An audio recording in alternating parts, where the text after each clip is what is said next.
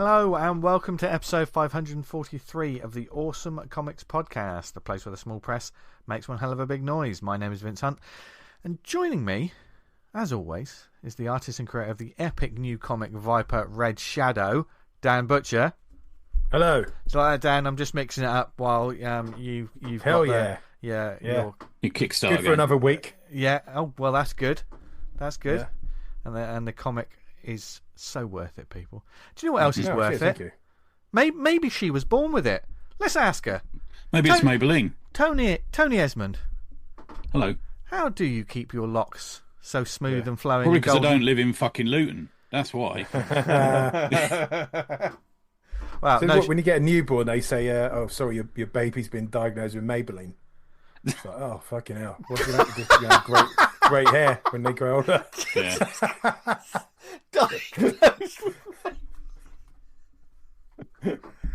Maybe When she people do that DNA test, got- there's a green light that goes off in the studio whenever they Maybelline. find one with my hair DNA in it. I'm sorry. She was born with it. Yeah. Oh dear, I don't know how to segue this, but this is going to be an interesting show this week, and a brilliant one that we're extremely excited about, talking about an anthology that's coming up. An anthology that's very close to our hearts. Anyone who's listened to the show will know about the Drawn Under the Influence anthology, or DUI, as their legend is being called, isn't it? It's Drawn Under the Influence. I can't remember who came up with that now. It was a drink and draw, but I can't remember who said it. Well, maybe we'll chat about that. Yeah. Maybe we'll find out. Yeah. Although this week we are finally joined by a friend of the pod, and the sadomasochist who chose to be the editor of the new issue and has done an absolutely amazing job. But we'll get into that in a bit. The wonderful Simon Russell. Welcome to the show, sir. Officially, you're on the show. Blimey. I can't remember how I came across it, but maybe sort of 3 or 4 months ago, I found a message you wrote in saying, "Tony, I think you and I are the same age. We're reading the same comics, mate." Something like that. I think it was like literally at the start of the show sometime. I think that's when I really early on the show, so I stumbled across it. Yeah. Nice. Cool. Everyone stumbles across the show somehow. We're like a curb. We're like not one big of on those the sort advertising of. revenue. We're the uneven curb of comics podcasts. People stumble across us occasionally. We're the odd issue of New Mutants 87 that you stumble across, aren't we? You know, everyone goes, "Oh fuck, I've got this still." Yeah. What happened in issue 87, Tony?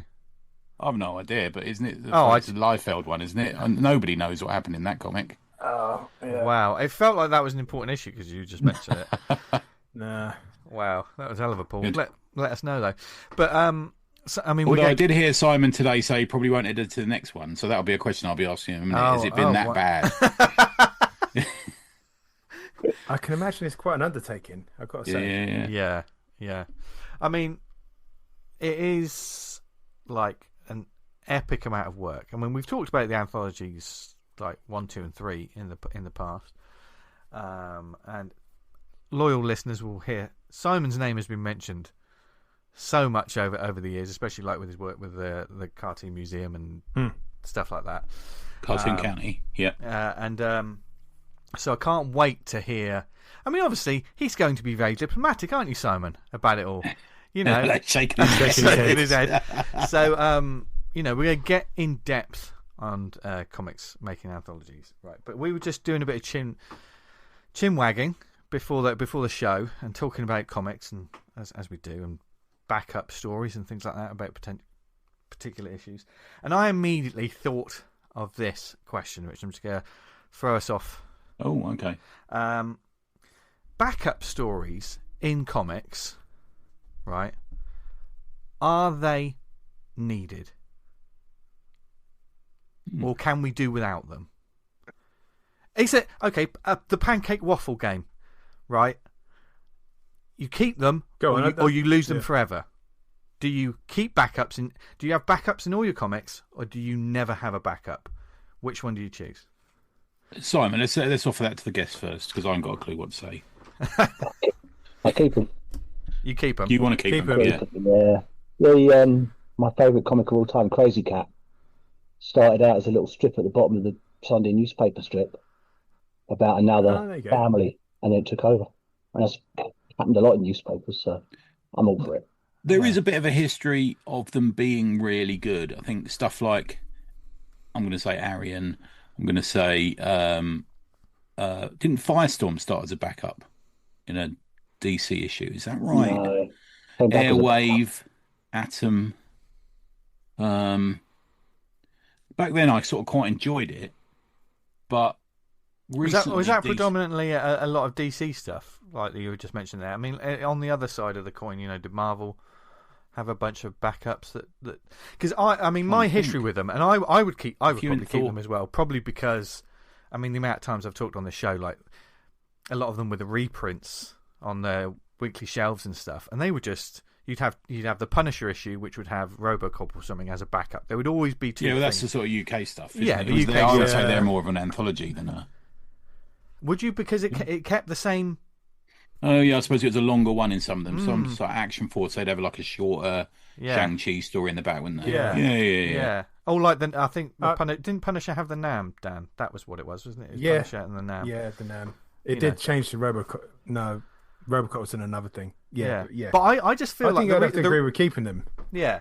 The reason why I asked this question, because there's probably a lot of listeners going, "What stupid question?" is the fact that the quality of backups. I remember when I've seen them. Or like, I just get so tired of it's just the lazy reprint of an really old story that they just. I never forget when I picked up one of those bumper issues. It was Thor 501 or something like that. When I think Straczynski had just come to it, I think, and they had just gone back to like legendary numbering or whatever the fuck they call it. So it was a bumper issue. Oliver, is it Coipel?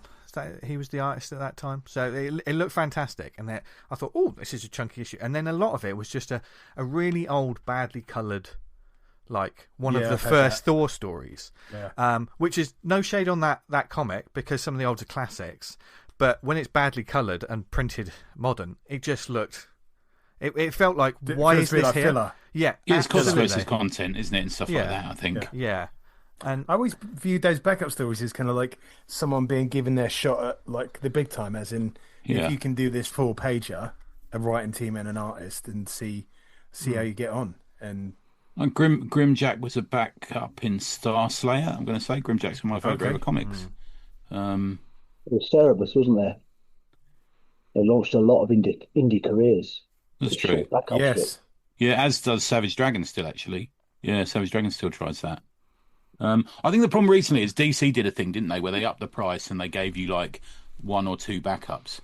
And it changed from being just a Batman story for decades, and suddenly the price went up and you had to pay for something that perhaps a Batman reader wouldn't be interested in. Yeah. I think that maybe be an issue. That gave me a little bit of the hump, because I wasn't interested in a Poison Ivy story, for example, or something. I would buy the Poison Ivy comic if I was interested in that. And it was a different vibe. Almost, But then again, when DC did it in the 80s, I loved it. I loved seeing, some of the characters in the backups. No. It's like, I don't know. I'm not quite sure what the strength of them is in the modern comics sort of era, because a backup story, if it's an original backup story, not a reprint, it does have an anthology like quality to it, isn't it? Because it's always shorter, sharper. Usually has to build up. Like to essentially one issue, isn't it? Really, sometimes they're just working with 4 or 5 pages over a few chapters. Isn't that normally? Sometimes it can just be one issue. It could just be, What was that series, Simon? You'll know. Was it DC Challenge, where they used to get new people in to do stories? Do you remember that? I'm going to say mid-80s. Showcase, wasn't it? No, it's after Challenge Showcase. was one they did a team did a story. The next issue was a new team picking up. For the Showcase, I like that. But there was one that was almost like a tryout comic. It lasted 5 or 6 issues, and it was sort of. It'll come to me before the end of the show. Sorry. Okay. Yeah. Showcase, I loved Showcase every month, because you just got something new. But yeah. Charlton did a lot of backups. Michael Mauser in the back. Yeah, that's true. Yeah, I love Michael Mauser stuff. And then we got the PIs out of that with who was the woman detective in that with what was her name? It was in the Mystery. That's it. Yeah. So as a publisher, you think it is the idea of using it as like a test bed to see if people like other stuff? Yeah. Running it in the back of a popular title. That's what I would have thought, but I think a lot of publishers do see it as, well, not a lot of publishers. That's throwing shade at people I don't know, but they just see it as filler. We need to look. We've marketed this as a 28-page comic. We've got 4 pages we need to fill. Can we reprint something? Yeah. Can we do something? Do you know what I mean? And that's when it sort of loses me, because it's just content over, something original. Because that example you gave about Thor, I think I've had that with Spidey as well. When, it's like a big issue, and you look and it's like it's reprinted like an old one. And you're like, what? Why is this? Is that for us though? Is that necessarily not for us? It's for people who don't appreciate how good Steve Ditko or Jack Kirby was, and is there a bit of that maybe? I don't know. I couldn't tell you about that kind of readership, if they'd get anything from it or not. It's hard enough to get people that fucking watch the films to pick up a comic, let alone. Yeah. I mean, as well, when you move away from the big two and into the independent market, I mean, I don't know what the state of it is now, but like you're talking about Cerebus and the likes of Savage Dragon, a backup is so much more important then, isn't it? Do you know what I mean? They treat it as, because when it comes to the independents, every page is important real estate, isn't it? Yeah, totally. Because they're not in the world of we can just fuck bash that. Out a load. Yeah, fuck those 6 pages. We just print anything there. Yeah.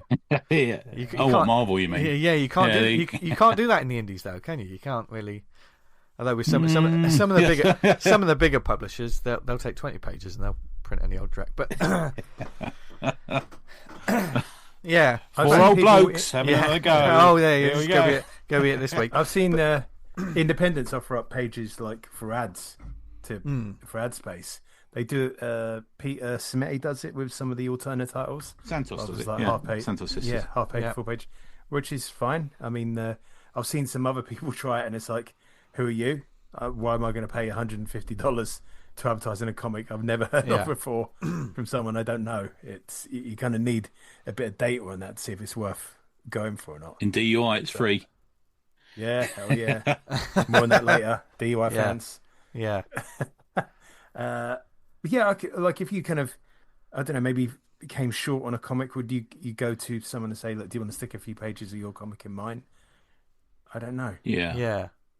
Like a teaser, you mean, for another issue, another comic. I think that's quite common. So the KO comic, this one, the Knockout comic, that's in the back of a lot of the DC comics this week. I mean, it's just a personal taste thing, but I never read them. I never read because Mad Cave does it a lot. Mad Cave have done. They really do, yeah. And I can understand it. It's sort of like give them a taste of another book, but I never read them. I finish the book I wanted to read, and then I'm just sort of like, oh right, okay. I tend to scan them to see if I like them. Yeah. First, and then I might go and actually buy the comic.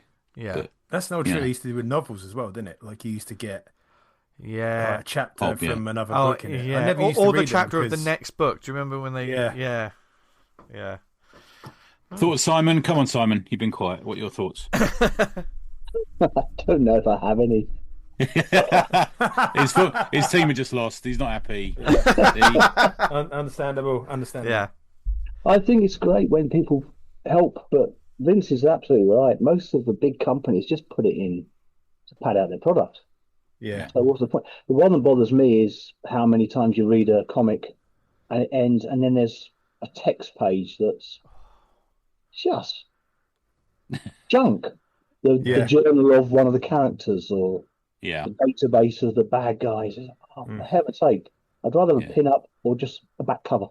Yeah, I have to say Ghost Machine are bad for that. It's almost like a hot move kind of incel page, and I skip most of it. Oh, I quite like the file card type things. Do you like that? Do you? But that's because I think like that was the shit when I was a kid. Anyway, when I was 8 years old, the G.I. Joe file cards, and I remember during one of the Image booms, everyone seemed to have a source book, which was essentially just pin-ups and a little biography about these characters that were essentially that can be a bit of a piss take. Yeah. But I used to I used to love looking through those things. I don't know their worth, their value. I can't remember who I did it with recently. Was it Elementals or someone? I bought. I've never seen this Elementals comic, and I bought it at the Mark. It was bagged.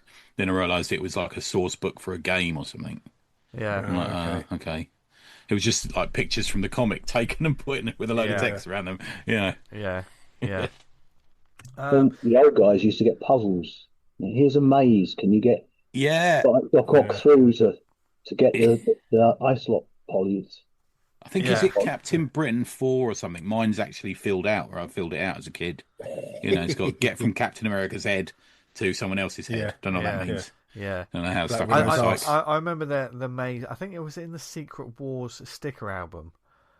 Someone was trapped in a maze, and they basically just a simple maze for kids, like those mazes you get at a restaurant. Yeah. A piece of paper. But that's an interesting subject, though. Filler, isn't it? Talking about what filler really irritates you. There's a few bits, aren't there? Yeah. I think all of our our listeners will probably say keep the backups, of course, but let us know if there's any particular highlights in terms of backup comics that you've read that have been of any worth, that have gone on to become big things themselves. Please let us know, because I still have Ask the Answer Man. That was my favourite thing in DC Comics.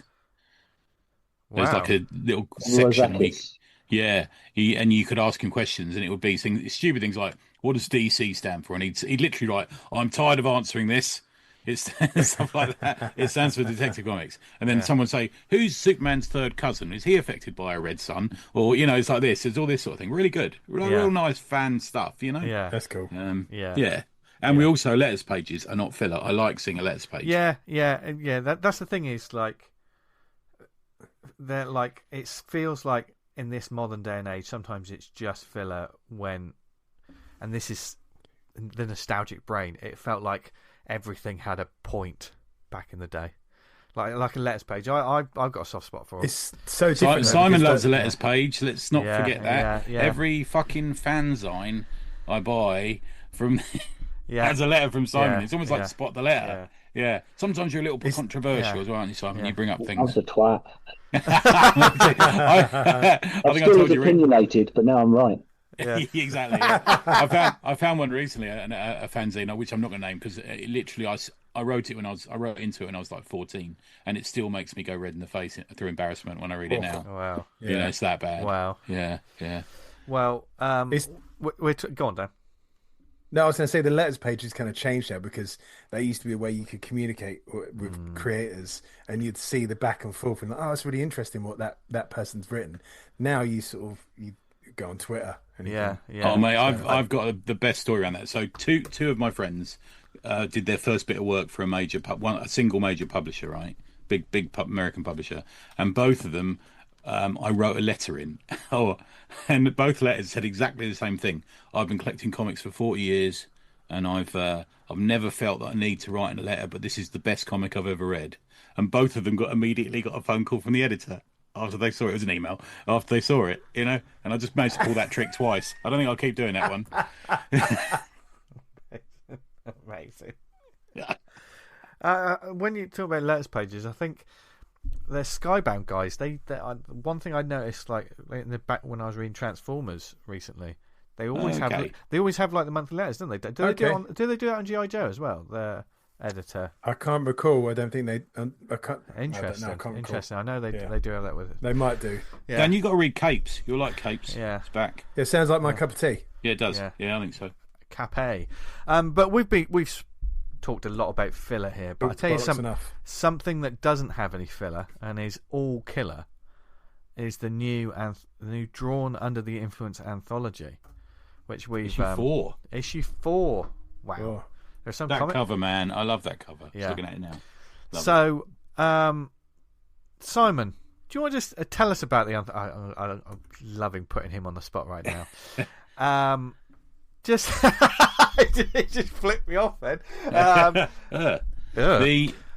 So tell us a bit about the book and just tell us all. Let's start with how you got there, because you're the third editor on the 4th issue, aren't you? Essentially, and it's a sort of volunteer, not a press man situation we face around that, isn't it? Yeah. Yeah, it's volunteering in terms of like we're all going to die, so someone better go first. But I drawn on it. For those who don't know, Drawn Under the Influence was an anthology put together from the Olsen Comics pod. Slack, you guys put this amazing drunken drink and draw together one day, and Sarah Harris said someone should do an anthology, and Sarah said I'll do it. So she did. She was so drunk she'd forgotten about it the next day. far as I can Yeah, remember. she didn't. She was that the night of the sex wellies when we said she said she Yeah. yeah, and then she sort of woke up the following day, and it took a while for her to go. Oh fuck! I know what I volunteered for last Fuck. night now. Hmm. It's like one of those things. Yeah, but it came out all right. It came out well, It came didn't out it? brilliant. She did a Yeah. fantastic job. For someone who'd Yeah, never tried to put together a magazine before, yeah. it must have been a massive learning curve, but she did a Same with really Eamon, good I job. think. Yeah, All yeah, did some great people. And then there's issue 2, Eamon Clark said, "Yeah, I'll have a go." yeah, And again, it was great. And he enjoyed it so much, he said he wanted to do issue 3. yeah, So we all let him, obviously. yeah. Um, Start of this year, people were saying, we should do another one on the Slack. But Eamon was not really ready for a third. And it's kind of against the idea of passing it around, pass the parcel. Yeah. No one was sticking their hand up. So I said, look, I've got better time, because I did at that moment. I'll do it. I'm a graphic designer with a long tail, a long history in publishing. I've done magazines, books, all sorts of stuff. So Yeah, I have to say, I keep buying books put on things together. artists, and then I notice that your name's in it. What's the one I bought? Was it Stedman? I can't remember the book I bought, and then I went, "Oh, Oh, look, Simon's name's in this." yeah, it's just put Awesome. together for the Cartoon Museum. So, That's it. Yeah, and Ralph yeah. Steadman got me to redo some of his things occasionally. So it's Oh, nice. It's good. nice. Made a little career out of this sort of stuff. So been banging on freelance for 20 years. I was in-house for 20 years before that. So I said, yeah, sir, I'll do it. And put the call out on Slack, decide on a theme. People set in some work. We every issue before has done the process of raising money through Kickstarter, publish it, any profits go off to a charity. Yeah, And so each usually the one, charity is the choice of the editor normally, or it's kind more or of less, a little yeah. bit, yeah. So Yeah. the first, I can't remember. So we've had, Cut in Mind and Cancer Research UK, and then we had, I think you put out 3 choices and we voted on one. I think is the way you worked it. Is that right? Yeah, Yeah, I suggested maybe comic book legal defense fund in yep. America, Nice work. because comics are coming under a lot of uh, scrutiny at the moment. The Cartoon Museum, where I used to work, was a charity, and the Comics Cultural Impact Collective, Yeah, which is all worthy. yeah, all good causes. And people threw their hat, their tuppence in on the Slack. People decided what they liked, and eventually it came down to a tie between the CBLDF and the Cartoon Museum. And as I'm the one doing the typesetting, so I can get to make that You choice. decide. So I picked the Yeah. Cartoon Museum. Yeah, good shout. It's a great institution. I used to Every time volunteer I go there. there, I think we're lucky to have it, Simon. Sorry to It's interrupt. amazing. Yeah. Yeah. As a repository of fantastic cartoons, a place of comics, a place to meet. It's right in the centre of London. It's the website is cartoonmuseum.org. So you There can you go. go there, find out about it. The exhibition at the moment is about the special exhibition is the future is now, or the future was now, all about science fiction and comics. But they've Yeah, I've been also to it. got It's very rooms good. full of stuff. They do classes for kids. It's great, but it runs on a shoestring. When I was at their old venue, it was the most expensive museum in the country for renting, and it got no Really? money. Yeah, they paid more rent than any of the great big national museums, and it got no money Fucking from the hell. government. I love So that. It's a little place around the corner from probably the biggest museum in the country. yeah, And it they was pay And more. yeah, literally just round the corner from the British Museum. yeah. So I put a lot of time into it until they moved to their new venue, which is they got that as part of a new build, closer into near Gosh Comics. It's like the two are following each other around. That's true, Uh, actually. I never thought of I that. stopped Yeah. work. I don't work Yeah. there now, and I don't volunteer there now, but it still has a special place in my heart. Yeah. Good work, man. Brilliant. If we can just roll back on a couple of things you mentioned there, you talked about editing and being freelance. Now you have some involvement in Aces Weekly, don't you? Which is an online anthology, I guess, as well. Yep. acesweekly.co.uk. Nice It's work. David Yeah. Lloyd's weekly anthology comic. Uh, we do volumes of 7 issues with a minimum of 21 pages per issue. Now, serialized comics, 6 different stories each week, and we're up to volume 77 now. Fucking hell. And Bloody hell. I Wow. think it calls me a managing editor on that. I take the pages, I put them on together to make them work on the screen. kind of landscape light format editing. kind of storytelling, isn't it? Is that right? Almost Yeah, like large comic strips, like Sunday Funnies almost size. yeah. I mean, if you look at a screen of your monitor, it's basically that shape, Right. and you get over the course of 7 weeks, you build up to 6 different stories, and quite a few of them run onto like later volumes. It's really good, and it's had some fantastic artists, some fantastic Yeah. writers.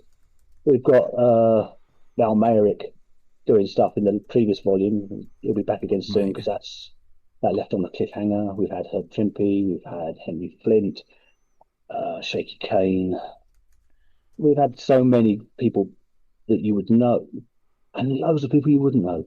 Yeah. That's great. I get to talk to these people when they need help, and sometimes I just push buttons and process things and shuffle them around. Next time you travel to America to meet Val Mayrick, can I come with you? And we can do If I that. went there, you could come with me. And Okay, thank you. That's a verbally binding agreement now. Yeah, absolutely. Yeah, good. And the other thing you talked about there is we talked about a theme as well. Did you want to talk a little bit about what the theme is for this time round? Yeah, I decided that one of the things that really excites me about comics is how we always stand on the shoulders of giants. One thing links to another. My own personal work is usually based on finding pareidolia and accidents and seeing things that are influencing. So I said, look, we're going to do this thing on influence. It could be comics that have influenced you, comics that have had an influence on the world, or things that have influenced comics. So people sent in strips, they've sent in articles, some people sent in scripts looking for someone to draw, and we partnered them up. Yeah. The other thing I wanted to do was use the background I had in editorial and help each person polish their work a little bit. So, I mean, it's a bit egotistical, but I had an influence on them, hopefully, in making them a bit better. Yeah, yeah. I mean, everybody was great, and it's not like they needed me, but my belief is that every single person who makes something creative can make it better if they can see it through somebody else's eyes. Yeah, and that's what the editor is about, man. I think this is the second time you've edited me, and both times you've made it much better. You know, I think last time when we did Madeline together, I sent it to you. Then a couple of hours later, you said, "I've added this illustration." I'm like, "Fucking hell! How did you work that?" Well, I'm quite fast at this stuff. Yeah. I started out in newspapers where you had to be fast. So. Right. Yeah. And I think you're right, though. I think the thing is, I often think about. I think I've thought a lot of things about influence. I've chatted to a lot of people about it, but recently. But I think one of the things in comics is people love to talk about their influences, and I think there's a not a credibility. There's a reverence to history. I think sometimes when people talk about it, that I'm always really impressed with when someone says to me, "I'm really influenced by whoever it's going to be, Krigstein or Eisner or Kirby or." Kieran Gillen, or, somewhat more recent even, then you think, oh, well, that's really interesting. And it talks a little bit to your personality. It talks a little bit to your craft, but it also gives them something else to talk about, which isn't just themselves, which I like. Yeah. We often have a discussion here after the occasional guest where we go, he was on Transmit, really, wasn't he? Yeah. For most of the interview. I'm doing that today, obviously. No, you're not. No. So who's influenced you, Simon?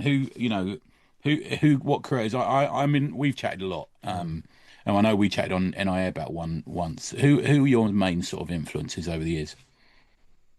Probably not people from comics. Okay. That's massively valid. Yeah.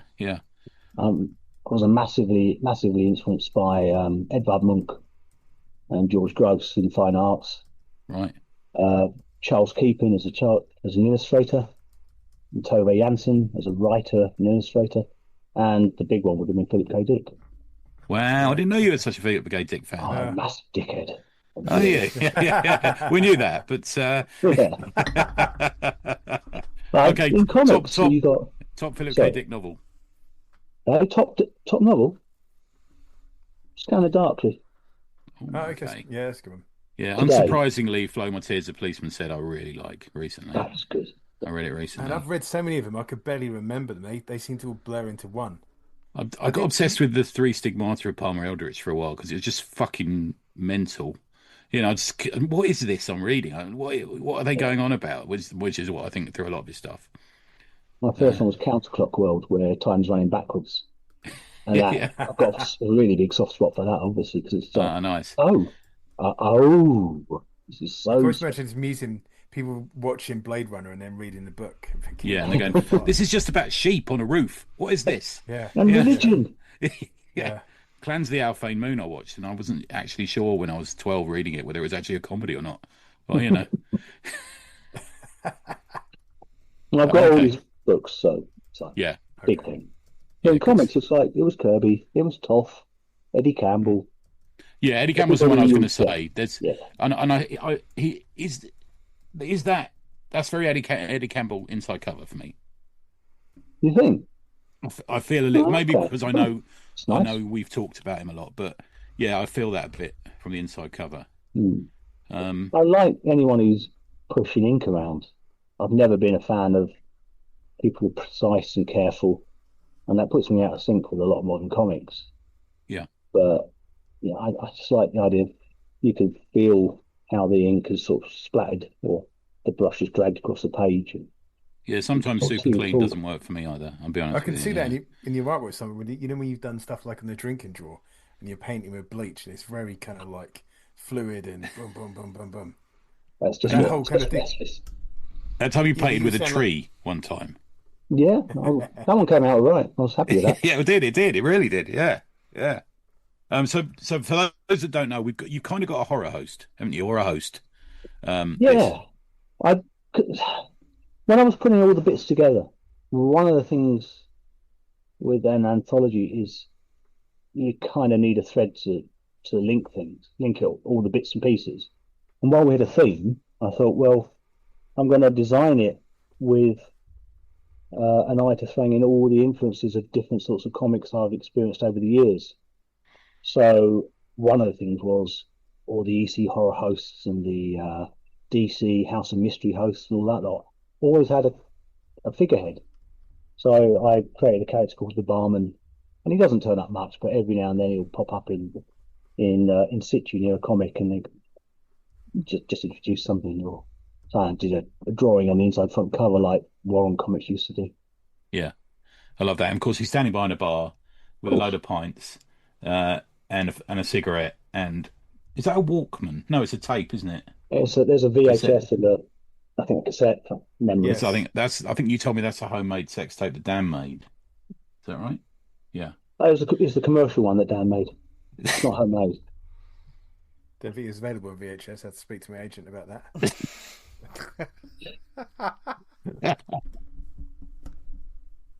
Yeah, good. And But the other thing go on, mate. Sorry, go on. You go. Well, just because following up on that, what I did was going through. I nicked for the contents page. I just basically copied the layout of a contents page from Deadly Hands of Kung Fu magazine. Do you know what? I wondered where that had come from. Yeah, my eye was thinking this is framed very sort of old magazine classically. Yeah. And on the front cover, That's awesome. we got the mighty Zach Cahill to draw. That is a great cover. Really banging picture. It's exactly what I asked him for. And originally, I was going to do it in the style of the old Justice League of Americas with the 3 boxes down the side with heads of other characters from inside. Yeah, that's the version you sent me. You handed me like an ashcan, didn't you? It was slightly different. Yeah. Yeah, somebody did that on show that they'd done it recently on the Slack. And at that moment, I thought, oh, that's annoying. I don't like it. Yeah. So I changed it to being more like the DC go-go checks across the top. Things like that. And I think what Zach drew would have worked in any design. It's such a strong drawing. It really is. Yeah. The front cover and the back cover are in colour. Back cover's by Sarah Webb. Yeah. And that's an absolutely beautiful picture of Tank Girl. And she really, really came through on that. And the inside is all black and white, which is, I grew up reading black and white British Marvel comics and Warren comics and all that sort of stuff. Good. So, we had this amazing, just piles and piles of great stuff. And I wanted to do it as a stapled magazine. the Go on, kind of Dan, sorry, threads mate. that bind them together. The Kismet comic, who Jay Pictor, when he Yeah, sent us his first comic. So this is yeah. this was lovely because I'll let you say, Simon, because it appeared, didn't it? And Oh, well, Jay Pictor on the yeah, Slack just said that on there's a channel about I've drawn comics basically, and Jay sent this out. Said, "Oh, I'm a bit new to making comics. I've not shared this with anyone, but what do you think?" And everyone in the Slack just fell over and was saying how good it was. And I looked and Yeah, thought that would go really well in DUI. yeah, I can't remember who said it, but someone said like I think it might have been Bunsey or someone said this. You got to publish this now, like Yeah, that. And then I think that the option of, but what you've done is it's absolutely gorgeous, and it's a I didn't silent do it. It's comic. Jay. Jay did it. He did it. Yeah, It's sorry. short chapters of a Yeah, long story. I think it's 20 pages, something like that. that's why I No was going more. with it. You've broken it up, But so it appears throughout the anthology, almost like a yeah, continuity. And yeah, between that, we get other stuff. Yeah, yeah. So that again, it's sort of just you read a few bits about something. Some are frivolous, some are quite serious. You get a chapter of Kismet, read a bit more, chapter of Kismet, and that was all Jay. He'd done it like that. And when I showed him how I'd planned to use it, he went, "Oh, that's good," because I was hoping you'd break it up. I wasn't sure to what I could ask. good And man. the biggest learning curve for working with people in DUI is that most of us are either really scared to ask for something because they don't want to offend or they don't want to overstep their own Be mark. needy. Yeah, yeah. Yeah, and they really need to. Each one of them has made artwork and written great scripts, and it's theirs, and they've earned the right to ask for things. They've As an earned the right. editor, Everyone's I'd say earned no. the right to be in it. I think definitely. There's no weak Yeah, source in there, no, God, is there's there no. at nothing there all? that's filler. There's nothing there I thought, I wish I didn't have to run this, except for the Yeah. thing I've shoved in at the back of my own, No, that's great. That which fits. is I think we should also mention here because we've skipped over a certain page here to get to Kismet. We've skipped over the Disc of Doom. You decide adventure Death Spinner. Who's fucking done that? oh, Mr. Vince Hunt. We But had this brilliant idea sent in really early on, and the first person I thought of who likes making or likes reading about games and making games and playing games seemed to be Vince. So I Yeah, sent him a message, and I was over the moon when he said yeah. So it's Vince, you've really done a good job on that. thank it's you. Martin Figgins' writing and your art, isn't Yeah, it? Which I think works perfectly together. I can tell. Yeah, I can spot you both in it, but it works together. If you see what I mean, you know. yeah. It was interesting because it came like it was around that time when like I remember I was talking about like just the process of art and like the smashing your head against the wall, etc. And then Simon, like an angel, just coming out of the clouds, going, You'd having a bit of a dry period for a few months, hadn't you? And you've been he was- complaining, and he- yeah, yeah, and it was like, oh, I think I've got something for you here that might help, and it was fun to work on. It was also, it's one of those things that's like, oh yeah, that sounds like fun, and it seems simple, but Bit of a jigsaw puzzle, innit? Yeah. but it isn't. And I think because, and like speaking to Martin as well, because I've got that design background as well. It's the jigsaw puzzle of like figuring out and making it look okay and making it all work and stuff. I think if it was just purely artwork, it might have been a more tricky. It would have been a completely different kind of job. Do you know what I mean? It wasn't just a panel by panel thing. It was, but it's fun to work on. It was fun, and like sitting back and just. I think thinking, it's also evidence you've got to buy the physical copy of this because you've got to keep turning it to read it. And my iPad kept correcting me. Yeah, Martin's done it's a real head spinner. That and people Isn't it? people could die when you read it. People, that's all I got to say. You're gonna have to cut that page out as well to make it work Yeah. properly. Or So you photocopy, buy two copies. it and keep your lovely book nice Buy and pristine. two. Buy two. 'Cause yeah, the money's yeah. going to go to the cartoon. Yeah, there you go. No, it's really important for anyone who's listening who doesn't know about it is that nobody making DUI, not the editor, not the writers, not the artists, nobody makes a penny out of it. Yeah, The only people that's a who good make point. money are the people who print, deliver, and Yeah, that's it. And then every other penny goes to the charities. Yeah, and for that, Simon, we got to thank you, man, because you've Yeah. put a lot of yeah, hours that's into work, this. man. You really have. Yeah. yeah. It's only chunks of work. It's not doing this sort of thing. If the hard work is drawing the comics. Everyone knows that. Yeah, I know that. As a writer, I recognise that completely. Yeah. Even writing it takes more time. But everything else is just, it's just you fit it in around stuff. As long as you can hold it in your head well enough that you've got the sort of flat pattern.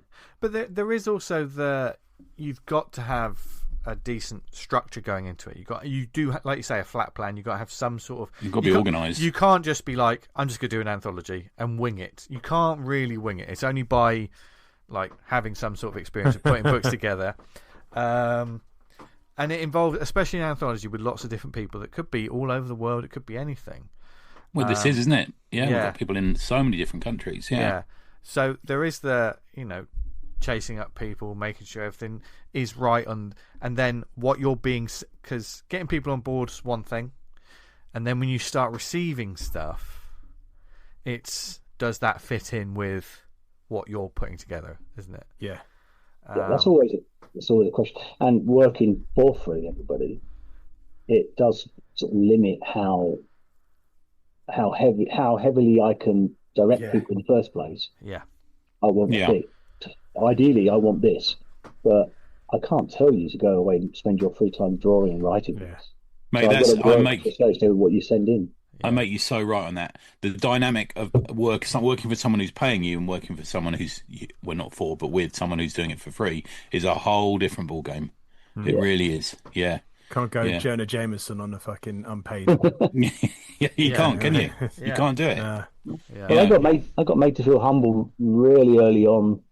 I think when we were talking about charities on the Slack, and I'd put out the three options, and somebody in there, and I don't even remember who, would say, "Well, do you think we should all have send in our favourite charity and then choose from that?"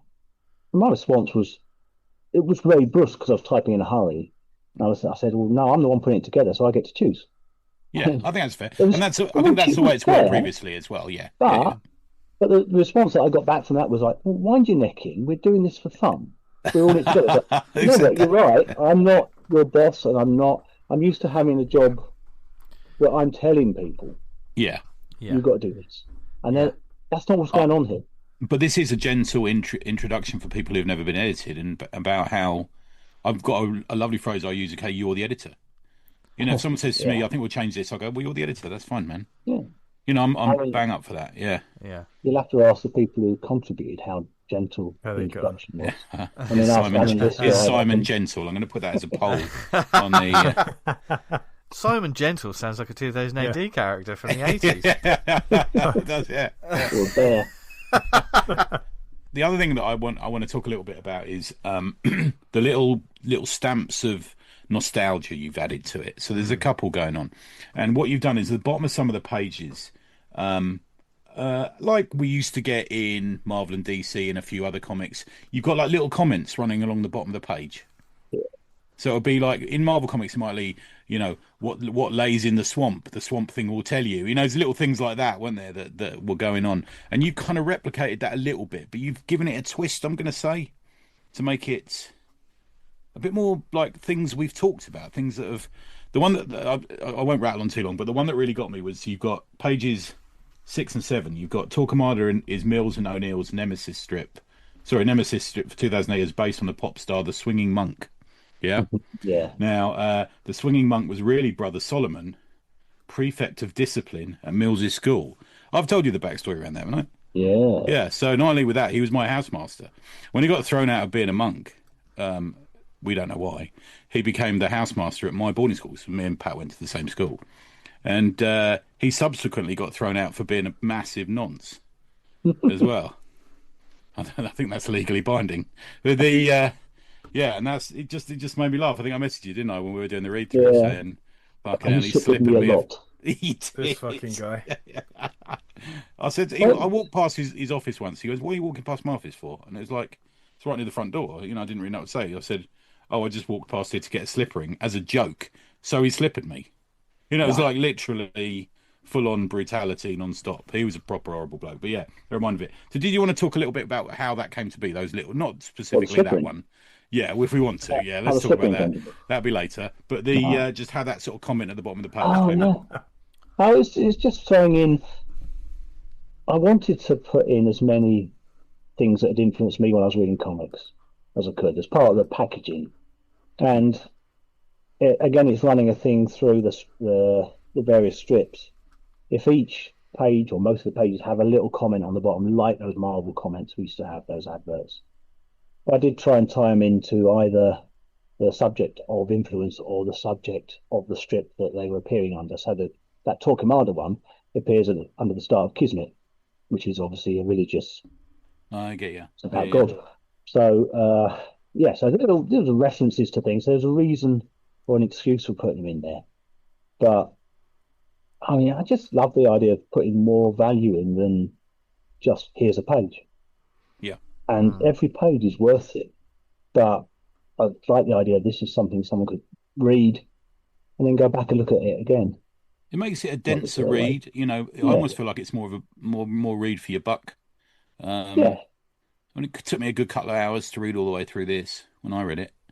Yeah. The other thing we did, I got one of the first people I reached out to was Bert Dicus. Yeah, I love Bert's work, and I'm not sure how you say his last name, but he's such a lovely fella. And he's got such an amazing cartoony style. He's got that sort of just European, comedy, kids comic cartooning thing down, hasn't he? Yeah. So I had an idea I wanted him to do what would have been the centre spread if it had been a stapled magazine. It's in the middle pages still, but right. We got too big to staple. But then also while we were chatting, it was like, you fancy doing some little tiny marginals like Sergio Aragonés does in Mad? So there's a few little tiny cartoon characters or little tiny cartoons on the subject of influence appearing around the edges of things. Just throwing those in. We threw in the classified ads at the back in the style of the old Comix International. Yeah, let's just before you go on to that, because that is really interesting. Although someone does say I come from Luton, there's a tradition in Mad Magazine which was was it just Sergio did that? I'm trying to think if anyone else did the little marginal sketches. It was only Serge. Yeah, so you'd read a page of a comic strip by someone usually completely different, and in the sides of it would be little gags, little sight gags from Sergio, who would just sort of looks like he was just sort of noodling on the page almost. Yeah, and these little things. And Bert is the perfect choice for that in this. Yeah, he could be doing a Donald Duck European comic. He's got such a lovely bouncy cartoon style. Yeah. Everything from the Moomins through to Disney, some of it tells in the story does, because he's a bit of Lucky Luke in there as well, and you could easily see him doing that. Yeah, I really rate him. Yeah, we were lucky we had so many people in there coming out to do work that I think could be doing stuff with a really big audience. Yeah, I mean, they're not going to make great money because it's comics, and yeah, that's where they put it. But they could get great audiences. Yeah. And then we had Chris Greary doing his sort of minimal iconography Marvel character thing. Yeah. He can draw a thing. So few people these days can draw Ben Grimm, but he can draw him. There's some lovely stuff. Yeah. I've known Chris for quite a few years, and he was already obviously a really good illustrator, comic eyes. But every year you see he's got more confident, more bold in what he does. And he's always pushing himself to do things in a different way. Yeah. So he'd done a bunch of things for Inktober, Fantastic Four characters. And they're like extreme close-ups or very, very stylized portraits of all different characters from Fantastic Four. And he showed it on the Slack. And again, it was like, can I have that, please? Yeah.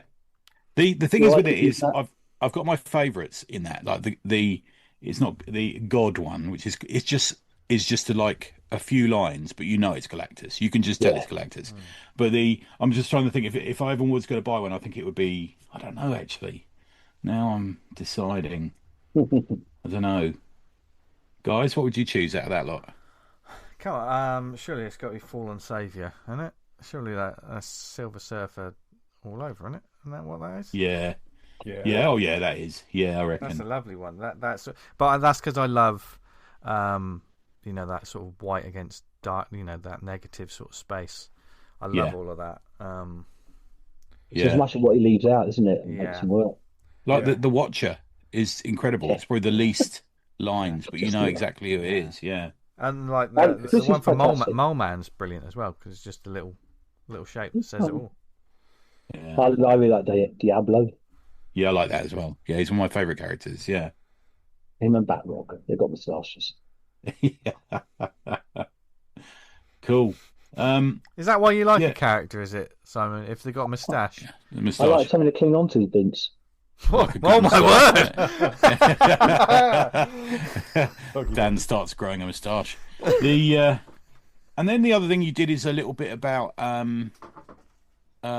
graffiti as well. Yes. How did that come about?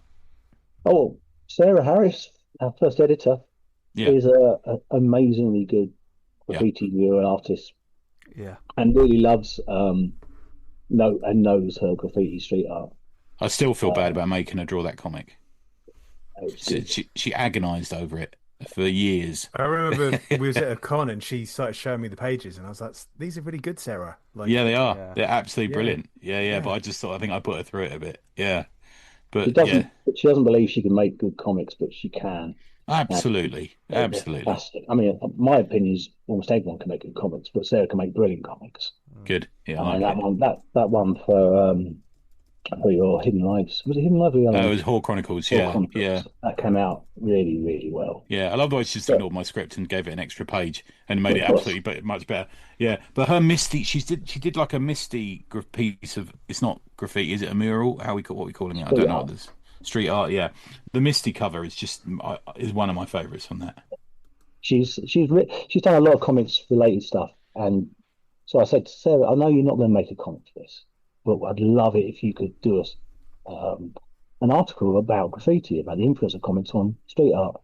And she didn't have time, but she did let us take a whole bunch of her pictures and show them. And at that point, I thought, well, let's just open it up and ask people in the Slack what they've actually drawn on walls or what they can see in their local area, and just show a few of them.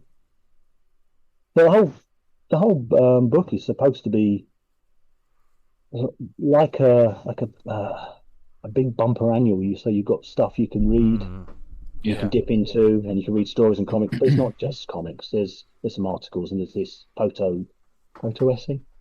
Yeah, I guess. Yeah, and what you did is you put a shout out to everyone else. Dodgy Dave Cranter being one of my favourites in that. Yeah. I designed it in the style of, because it was like, well, show us yours. I thought I'd design it in the style of an old gentleman's magazine's Reader's Wives page. And I realised I don't actually have any copies of those because they all live in the woods. This is not one he asked. This is not one he asked me for. Just so we're clear. I had to go on the Internet Archive. Yeah. Yeah. I used a VPN to check out the Internet Archive to find old copies and then scan through really quickly to try and find the Reader's Wife section. Yeah. I've got a special VPN that locates only at Vince's house to look at anything. It's really good. Yeah. What? Copies Vince's IP. What? My intellectual property. So I knew someone was copying it. Unbelievable. And then obviously Cole Henley is also something of a pervert because he sort of draws strangers. Yeah, but they're not real strangers, are they? Oh, they're not. No. But they're not really funny. Cole did a piece about sketching strangers and how you can get away with it without being arrested. And that we ran that over a couple of pages. That's fantastic. Cole is that his lettering on that? Yes, his hand lettering. Fucking hell, that's good. I love those pages. Really nice. That's like really Toth good. Well, yeah, but he was going to send it in as to be typeset. I said, well, you've written it down. Can I see it? I can see it. Let's have that. That'll satisfy Johnny Cannon. Yeah, it looks like a Toth postcard. Yeah. There's something about it that it feels. It's gonna sound weird. French. It feels like a like a sort of bande dessinée. Like sometimes when I've seen some of the lettering that you see in some of their sort of books. Oh yeah, because sometimes the French lettering is very different, isn't it? Yeah, I've experienced that recently. I was chatting to Johnny Cannon about it. Actually, funny enough, recently. Cole is French, of course. So is he French? No, he's not. Yeah, fucking hell. Fucking hell. What he's done there is he's just pulled our pants down. Live on air. I can't believe it. Hasn't even got a moustache. No. So, as well as that, let's talk a little bit about the classified then. So, I can't believe you don't have a Comics International in your house. The man who has the most fanzines of anyone I've ever met. And you Yeah, didn't I have couldn't find one. Yeah, bearing in mind you're mates with Des. Mates. Yeah. We know each other. There you go. Yeah. So you've copied. I sent you some examples of it, and you've kind of copied the style a bit. Yeah. Yeah. I just wanted to get the same sort of type setting style, the same headline style. They had rules down between each column. Just so it's little things, but it adds to the verisimilitude of a piece. Yeah. Yeah, that classified at the top with the kind of the C in the book. That's really kind of like I've seen other publications in places where I've worked, and that's fucking spot on. It's almost a little bit. Designer nowadays would not come up with that. Yeah. No, you wouldn't want to. No, they were all done through like seat of the pants, old-fashioned technique processes. They're all designed now, so you can click on them, aren't they? You know. Absolutely. But we got lots of people sending in. I said, look, we'll put real ads in. Yeah. And stuff. I want it to be something that could be useful, but there can't be ads for something that's going to be out of date next week. So I've just published it's going to buy the latest issue of something. It's just not really got any longevity. But if you've got an advert for your website or your podcast or your thing, we'll put some adverts in. You can send me the details and we'll write it up. You can write it yourself, whatever. But at the same time, we're not going to get that many. So send us your fun ones as well, jokes. Yeah. So hopefully it's not just a bunch of listings. It made me laugh. Yeah, it did make me laugh. And plus, you've got a Lonely Hearts section in there. It's always good. Lonely Hearts. We all want to be loved. There's a lot of that about in there. What, love? Lonely Hearts, Vince. Oh, well, okay. I don't want anyone to be lonely. No. That's we know about that, mate. We know all about We'll that. come round your house if you're lonely. Darren, Vince's address is 23 Orchard Way. Yeah. You bring the lonely, I'll bring the heart. The beef heart. No, Dan. What was that, Dan? Fucking hell. That's how Captain Beefheart got his name, wasn't it? Yeah. Yeah. Dirty bastard. Yeah. Dirty. And then we got Roy from you. Now, I believe I might have got this from you the first time we met at Comic about that time. Yeah. Do you want to just talk about what that is, mate? Because it's a worthy cause, isn't it? I don't know. The reason it's there is because I've gone too big a page count. We're up to about 80 pages at that point, and you can't staple that. So I got to perfect bind it. And I realised that perfect binding a 80-page thing is a little bit flimsy. So I needed to think about something else to come in, and we were exhausting the number of people from the slab who wanted to and could contribute at the time. And I realised I had this pamphlet I'd done back when Tate Modern and put a Roy Lichtenstein exhibition together. I remember that at the same time Dave Gibbons did something as well for that, didn't he? Is that right? Dave Gibbons did the great big what based on Wham. That's right. For the image duplicator show that was at Orbital Comics. That's it. I went to that. Yeah. Ryan Hughes put together. I think I had something in the booklet or the show, one of them. Oh, okay. I've got that. Yeah. Yeah. Can't remember. I sent stuff in whether it got used. Can't remember. But there was a lot of talk about Lichtenstein, how he basically copied comic panels and made them into big paintings. And most comics creators think he's a thief. A lot of casual comics readers don't care one way or the other. They just go, "Oh, comics." No. Yeah. And I didn't know much about him, so I thought, well, I'm going to look into his process and stuff and write up a blog about it or something. And while I was looking at it, I just started drawing some of the pictures that he'd painted based on comic panels. I started drawing them just while I was reading about it. And I realized, well, they actually have some sort of consistency now of drawing them in black and white. So I could link them together and make them panels in a comic about Roy Lichtenstein. Yeah. So he nicked comic panels and made paintings. I'd taken his paintings and made a comic. Yeah, take that. Yeah. Yeah, well, it's fair, isn't it? Yeah, I think so. Yeah. And it's a art history project, so it's like looking at how he worked, what he did. It's very up itself. It gets so caught up in the fun of researching and being clever, it stops actually communicating. No, it's good. Yeah, I've still got your copy of it Yeah, here. they didn't have a big audience because, of course, they just printed it on newsprint and left it around the tape and hid, and then left some more whilst after the security guards cleared it up and hid. And good man. Just thought, well, it fits the thing, so it's It's a nice way to close it out and make it. Fingers crossed they mention it on front row. I want to picked up this pamphlet as well. Yeah, it's like that, isn't it? Yeah. Well, I did get a few sales because I kept enough copies to sell, and I got some sales to a gallery in Los Angeles. Oh wow! Who the guy bought them said my dad used to run a gallery and he sold a bunch of Liechtensteins, so he'd really love to see a copy of this. Can I buy a handful? Oh, nice. Send them over to him, and then I heard nothing. So maybe I okay. That's nice though. Yeah. So I know we probably won't get a chance to say everyone in here, but there are a couple of articles as well. So straight, just written articles in there. Article by you, article by Eamon. Eamon's is lovely. So Eamon, Up the Nose Tube, Can You Feel the Groove? Yeah, so it's about how you experience art in a way, I guess. How art influenced him as a fan. Is that a good description?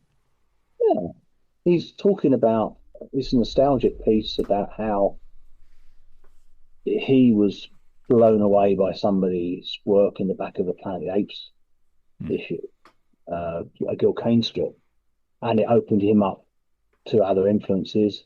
And then he talks about how comics and us are influenced by comics and by each other, and it's quite heartwarming, I think. It's a lovely little piece, isn't it? Really is nice.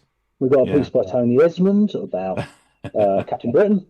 Oh, I love Captain Britain. And the influence of your friends on your comic reading habits. Well, no, I said to you, shall I write something? And you went, yes, like this. So I thought, yes. And I had this thing I've been playing within my head about. I love hearing about artistic influences, but I think sometimes we're influenced to read stuff by our friends. And I wanted to compare two friends I had when I was a kid who were there at the start of the journey, sadly both passed away, to the fact who I used to spend every week with at school, and now three friends who are sitting on a screen now who influence what I read now.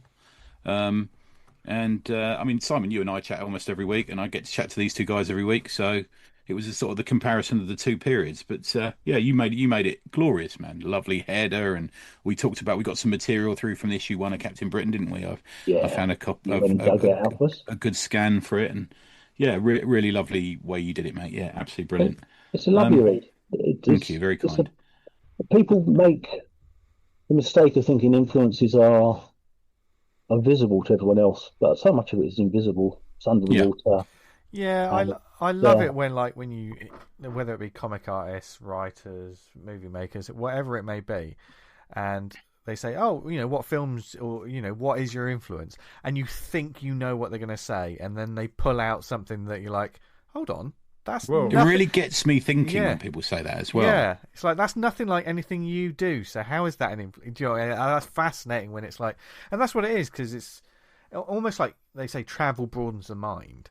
That's why I think it benefits you to try different things, to look at different things. You never know how it's going to, like you say, Simon, like an influence. People think, oh, they're just copying the same style, or your style is from that. It doesn't have to be that. It could just be. You never know. Sometimes it's subconscious. You're not even aware of it, isn't it? Like the layout of a page, the way you approach a story. It doesn't always have to be. You don't have to wear them on your sleeve all the time. I think it gives you an extra element, an extra dimension to what you're looking at sometimes. I mean, you should just be able to pick a comic up and read it, same as you should be able to listen to a song and enjoy it, or a movie and watch it. But I think sometimes when you comic, it gives a little extra sometimes for me. Not always. I don't always want to know about these people. I'll be honest with you. Yeah. Some of them are not my people. But you can be influenced against people, against things as well. You can be influenced Good point. to not behave like Chris Claremont. Yeah. in many ways, polish my head like he does. Yeah. Right, yeah. Would it be okay if I just do a real quick roll call of who's in this? I was about to do it, but I'd prefer it if you did, mate. Yeah, brilliant. Go for it. Yeah. Go for it. And if you don't mind, we might comment on a couple as we go through, but that way everyone gets named. Yeah, good shout. Yeah. Well, it's alphabetical order for surnames. There's no preferences. I love them all. Yeah. Mark Abnett. Mark drew his own strip. Mark drew himself brilliantly. He drew himself in his own strip. And it's fantastic. It's brilliant. Timothy Barnes. Lovely to see Tim, because Tim's quite a new member of the Slack as well, so it's nice to see. Oh, nice one. Yeah. We had a few new names. Dan did some work with Kieran. Yeah. You two are right, fucking troublesome duo. You two, yeah. Zach Cahill did the cover. Eamon Clark, editor previously and journalist at large. Cliff Cumber. Oh, mate, there's some lovely pages, aren't they? Cliff Cumber drew a Pulp Heroes strip written by Alan and Ben Lisker from the Green Art people. And his work is, I know he lives in the shadow of a certain person. He always swears about. Not you, don't. Another artist. But Cliff's work is head and shoulders above anything you see in British comics these days. I agree. He should be drawing Strontium Dog. He would be so God, yeah, that'd be great. It'd be amazing. Great. Yeah. I mean, his work is like him, like the man. It's big and it's generous, and it's scurrilous. And there's such an edge to it. There's something that's so different about it. Yeah, mate, I keep telling him, and tell him his commissions are too cheap. The fucker, I keep telling him. Silly boy. Yeah, I've got a. How cheap are they? Don't tell me off air. Yeah, okay. We had Bert Dykes, of course, and Tony Esmond, Martin Feekins, Chris Greary, Sam Hardacre. Sam's great. Sam's another one of those guys who really thinks about what he does. Admirably. Yeah. Alan Henderson didn't draw penguins. Doing a very different style. It's really good. It is really good. It is really good. I love Al. I haven't spoken to him enough recently, but yeah, Al's one of my best friends. Good guy. Yeah, and real talent. Yeah, definitely. Really, really talented. Carl Henley we've spoken about, and Vince on the Death Spinner. Yeah. Alan and Ben Lisker. Troy Martin. Hey. He wrote the strip that Kieran and Dan worked on. Right. That's it's called Trope Fiction, and it's great. The title of that alone is probably going to give you enough ideas for what it's about. I love that you come out of Jay's work and straight into that. It's almost there's such a difference which works perfectly. Yeah. Massive shock. Ajax Alden Mears. I mean, Ajax is a relatively new guy on the Slack, I think. Who's that, sorry, mate? Oh, yeah, Ajax, yeah.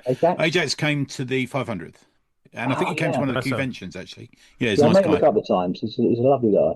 Yeah. He's written a really nice thing that Sam Henson drew. Sam Hardacre on. Yeah. We had Jay Pictor. Aaron Ratcliffe. Really nice little script from Aaron. Yeah, he wrote a script about online influences. And that's one where he didn't have an artist attached and didn't really have much time by the time it came in to find somebody. So I got a friend to pose for a Jackie photo novel style. I liked that, yeah. I was hoping for like the ones you used to get in the gentleman's magazines, but no. Was it? What was the one that was about nudists? Was it H&E? I can't remember. Health and fitness. Was that it? Is that the nudist one? Health and education. Oh, is it? Yeah, I think you're right. Yeah. That had a lot of that in it. Not that I like pornography. I think it's demeaning to women. It was good for volleyball, though, wasn't it? Yeah, it was good. And men. Yeah, no, we don't care, do we? We'll flop it about anywhere. We've got a couple of names. We've got Joseph Simons. Love Joe. He's a good guy. Yeah, good guy. And Dan Stokes, who is done a cracking job. He's been really open to conversations as well, because he wasn't sure where he was going to go with it at one point. Oh, cool. Okay. And it really did pick up. And the lovely Sarah Webb on the back cover. Nice. That's a lot. It's 104 pages. It's good going, man. Bloody hell. It's good It's going. going to be the interesting thing. Previously, they've all been done by Kickstarters, and the problem with Kickstarter is it's. I don't know if it has. No, I don't think we've kickstarted it before, babe. No. No, I think what's happened is we were going to, and then I think, was it Kickstarted? Was the first one remember. Kickstarted? Let me have a look. It's one of those beautiful things about like this podcast, like, you know, the community and the drink and draws and the Slack existed, you know, and I can just sit back and watch the garden grow. Did Sarah do the first one on Kickstarter? I don't think Eamon. Maybe not. No. I can't remember now. You're probably right. You put it in my brain now. I might well be wrong. Yeah, I'm not sure. Yeah. By the way, but Sarah and Eamon both printed X amount of copies. Yeah, Sarah says she's still got some in her garage, isn't she? Yeah, and Eamon's got a few for sale still, which is great.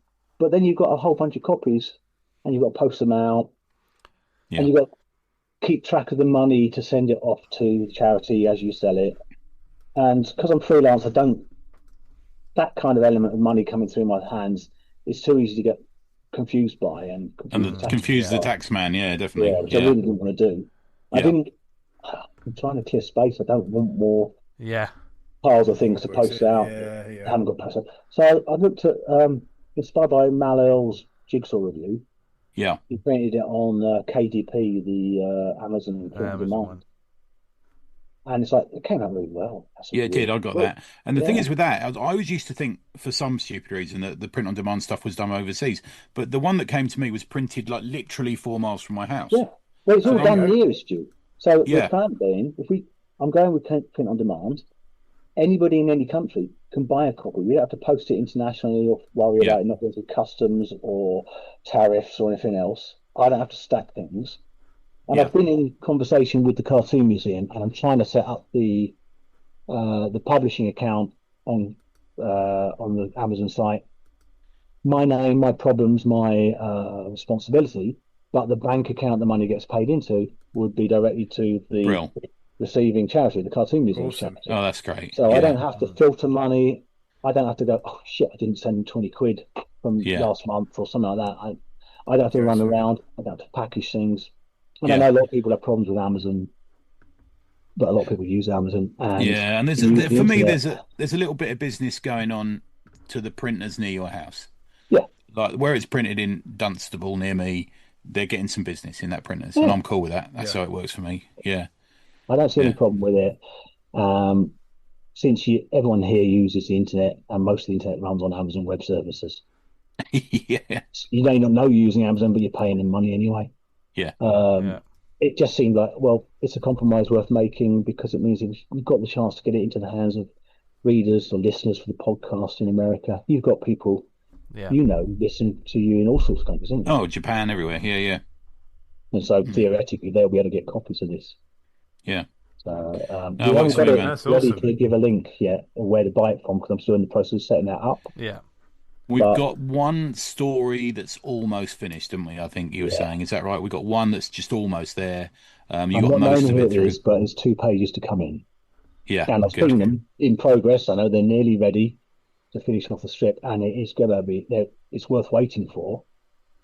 But I really want it to be on sale in the first week of December so that people can buy it, give it to their friends for Christmas, or read it over the Christmas holidays. Ideal. Yeah, that's brilliant. Yeah, I love that. The what we're going to try and do as well. We've chatted, Simon. I put it on the Slack now. Is we're going to try and have a drink and draw. So everyone is welcome to drink and draws, but it's particularly just to celebrate the release of the DUI. So hopefully people who are in it will come along, and then hopefully press buy. On the online. We'll put a little link on, so you click to join drink and draw. Oh, I'm not here. Shit. Got to put in your card details to access the drink and draw. That's how we're going to do it. Yeah, exactly.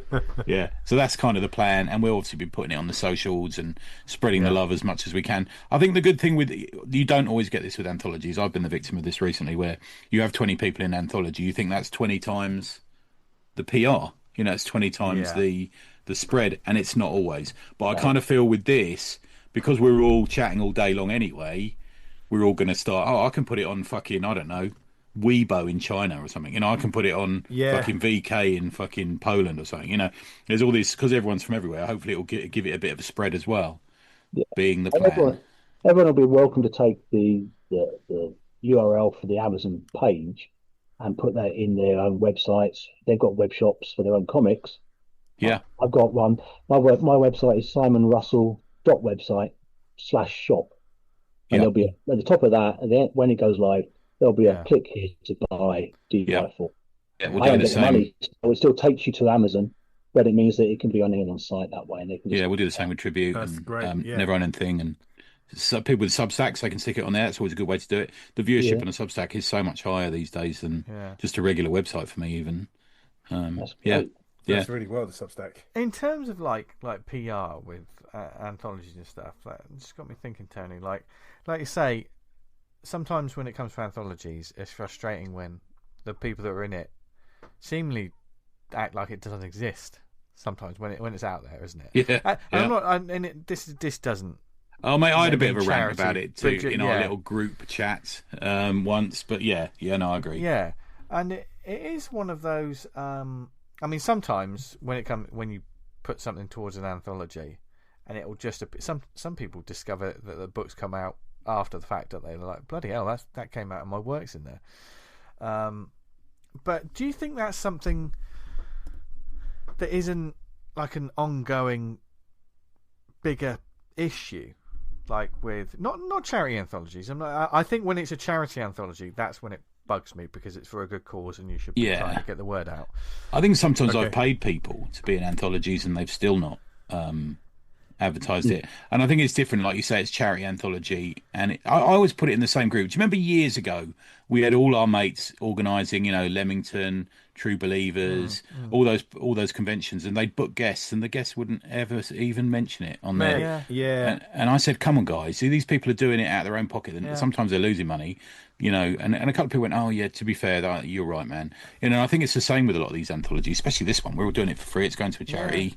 Pull your finger out. And like you have people like, I'm going to be at this convention. Look, this is the hall I'm in. This is the table I'm at. People go to so much, to such lengths to sort of say, here's where I am. Yeah, if they appear in anthology, it's not always the same. I noticed it. I noticed it. But it's to quickly rant. I noticed it at Baltimore. There's some people out there who I know for a fact were flown out at fucking very expensive plane rates and hotels and all this sort of thing. I never saw at their table for the whole 3 days. Man, that fucking that chaps my fucking ass. If I was a con organizer, I'd be letting that be known that, like, I've got this people coming and paid all their money for him, and they've done fuck all. Like, never see them. Yeah, they're at the awards ceremony. Pissed. There's one thing to go to a convention, isn't there, and to be doing networking and business and stuff out of the convention hours. They're going to do that, aren't they? It's going to be, this will be finally the time I can meet the publisher. Blah blah blah. Blah, go for dinner. But surely during the convention hours, if you've got to be there, you've got to fucking be there. To be a guest, to meet people. Circling the hall 18 times and there's still just the name tag on their desk. It's like, I know what you mean. But anyway, back to anthologies. That's when you can tell the difference in class, though, isn't it? Between like someone who... Mike Grell, he's like fucking almost 80. He was there 10 hours a day, chatting, having photographs, sketching. But the world of anthologies is, we've spoken about it ever since the show started, isn't it? And we've all been in them. We've all taken part in them, or helped with putting them together, or whatever. It's is it something that is still? I mean, we talk about how important they are, but for new creators and, like, for instance, some listeners who are creators who have yet to sort of like do their own comics yet, is it still an important part of the lifeblood of small press and indie comics? Because there's so many anthologies now. They're like fucking Spotify playlists. It dipped away a bit for a while, didn't lost. it? Yeah. Is it for a new creator out there? Would you say to them, have a look out for anthologies to get your work into, or would you look for anthologies and then think about creating something for that anthology? What's the best thing for a new creator to do when it comes to these? What do you think, Simon? I think there's 2 types of anthology. You've got closed shop anthologies, which is the ones that seem to have made a comeback, where a certain club or a certain group work together, put out a title. They're not open to submissions on the whole. Yeah, we're like that at Tribute. We've got boxes that always puts out open-made submissions. Yeah. But if you find an open submissions anthology, it's gold dust to get in there. It gets your juices flowing, it gets you moving. it gets you connected to other people who are making comics and reading comics. Yeah. And there should be many more of them. Yeah. I think I know in the States there's a lot, because like on Global Comics, for instance, I've gone through. There's so many anthologies there. Okay. The amount of fucking zombie anthologies, like I've clicked, and the quality is. It's wild. Roller coaster. It's a fucking roller coaster as well. Yeah.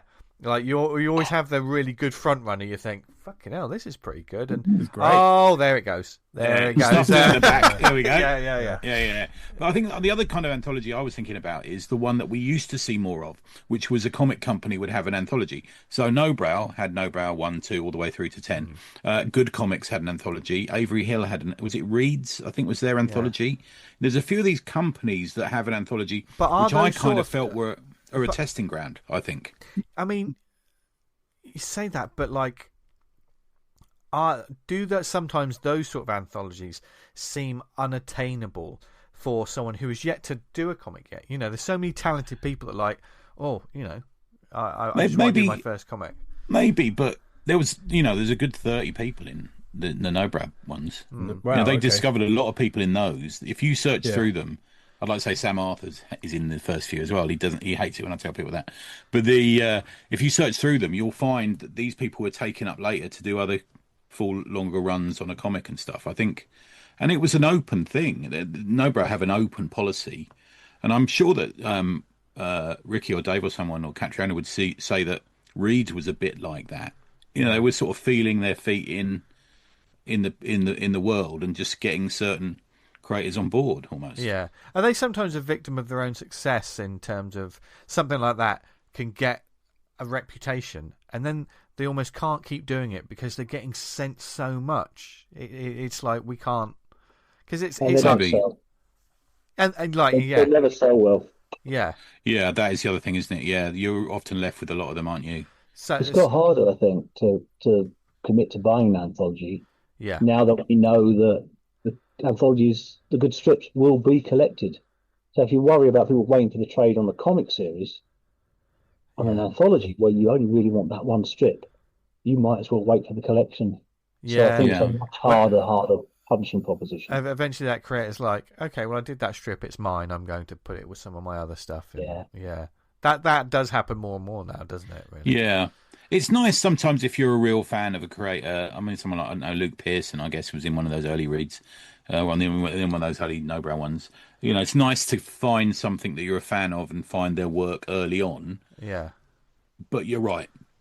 If he's any good or if he's a hot new thing, it's going to get reprinted. I mean, they're always great for like conventions, aren't they? Like, how many times have we been to a convention? You get your goodie bag or whatever, and it's got like a fucking anthology in it. It could be an old one that's like 5 years old. Like, I remember I went to a Bristol Comic Con back in the day, and I pulled out this book that was basically an anthology. I thought, this is great. And then when you look at it, you think, hold on, this is like 8 years old. Do you know what I mean? It's just something they put in the bag. Do you know what I mean? Yeah. I mean, my first one was Dog Breath. It was me and Ed Triquino, and I don't know how it sold, but I was just excited to be in a comic, man.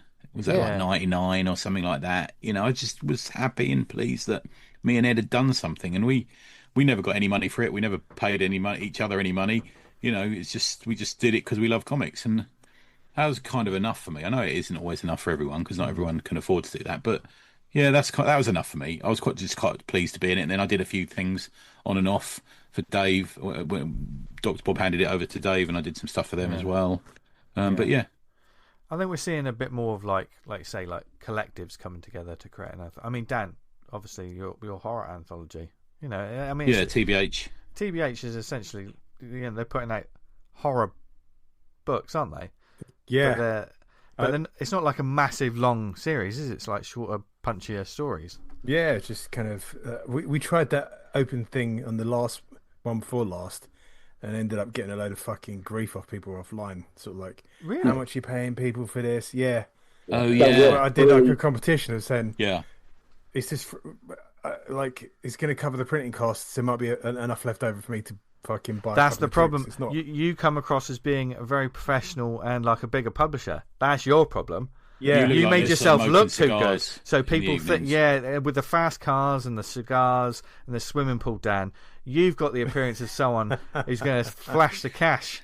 That is just a misapprehension of the world. That angered me. I remember when you showed me it, and I'm Yeah. like, But I sort of put hands up saying, like, if your story's picked, you're gonna run it. You're gonna get copies of the comic. You can have the artwork, and you can run it any way you like. You do whatever you want with it. You can put it in any anthology, and then you just get like a great thing. You think, why I mean, you got. no, he's ripping me off. Oh, mate, well, Yeah, don't but- fucking submit then. Don't You know do what it I then mean? if you don't like the terms. I mean, don't as long submit. as you're Yeah. clear to begin with. I mean, Yeah. Absolutely we're clear. fearful of the word exposure. Do you know what I mean? That's just become a meme, or Not like that. not that kind of exposure. But like, if you ask writers to say, right, you're going to submit a script, the artist is going to do some artwork for it, and you can have that. This is the thing. If it's Run it writers anywhere. as well, What's I the can't problem? get because it's gold dust for a writer to get an artist to draw their Yeah, fucking book. I'm lucky I get artists to do work with me. That's how I feel about it. Yeah, I do genuinely feel like I'm so If lucky you go on that Cliff forum and boards, Falpy and all, it's always 9 times out of 10 it's writers asking for artists to work for them. Usually for like, I've got an idea. Does anyone want to help me put together a comic? Yeah. I've got no problem. If you want to ask someone, do you want to help me work on this? There's no money in it. As long as you're being upfront about it, what's the problem? If you want to do it, you do. If you don't, you don't. But like that ratio is way out of whack. It's usually always writers asking for artists, yeah. not the other way around. It's like men and women, isn't it? Men swipe right 80% of the time. Is it right? I don't know. I've never used Snap. Oh, Is it right? God. I don't know. I don't know about swiping right. As long as you're wiping right, that's a lot. Oh, right, yeah. Yeah. Wiping down. Hang on, yeah. Why are you wiping right, Dan? You just It's like when I had that job in Soho. That's when I had that job in Soho, wasn't it? It's a fucking... No. Depends. I sit on a funny angle, so it's fine. Oh, no, I don't want to hear this. Like a fucking brown... like a big brown cross. It goes a little bit to the right. No, I don't want to hear it. Good. As long as you're not doing back to front, it's fine. Yeah. Moving on to Yeah. shouts. Yeah. But I mean... Around to the arse talk. Yeah. But definitely listeners, especially like new creators out there, let us know your experiences with anthologies as they stand now. I mean, we've all got good, bad, ugly stories. Keep us posted about all these sorts of things. Especially, I mean, like I say, the amount of anthologies there are in the States with small press and indie creators is wild. They're just fucking everywhere. So let us know of the good ones. And the sort of ones we can check out, and that other listeners can possibly submit to. You never know. Yeah. Let's pay it forward. I'm not sure if it's essentially an anthology, but like, say you had like a bunch of creators who all did different cons, and he said, right, between us, we'll put together a book of like a sample of like 4 or 5 pages of all our comics. We'll pay for a print run. You get 20 each, and you can sell them or give them away at your table. Yeah, and that's that fine, kind of spreads your comic to potentially other readers that might not get the chance to see it. I suppose you do online now, I guess, is the only thing, isn't it? Yeah. It's a bit different though. He's in a con and he was giving someone Something to hand copy. over. Yeah. It's a lot more kind of tangible and kind of, oh, look, this exists. Yeah, I'd like to do that. I think this is doing a little teaser thing, yeah. Can I just say earlier on I used the phrase jigsaw puddle, and I regret that. I accidentally said it. I don't know why I said it. I accidentally said it.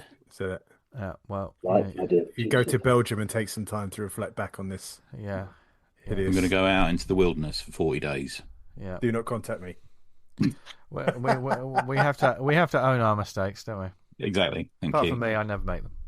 Yeah. Anyway, apart from the ones you make where it's against God's law.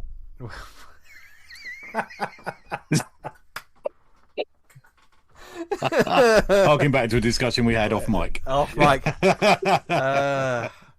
The stuff that people will never hear. Anyway, seriously, many of us would either be dead or locked up.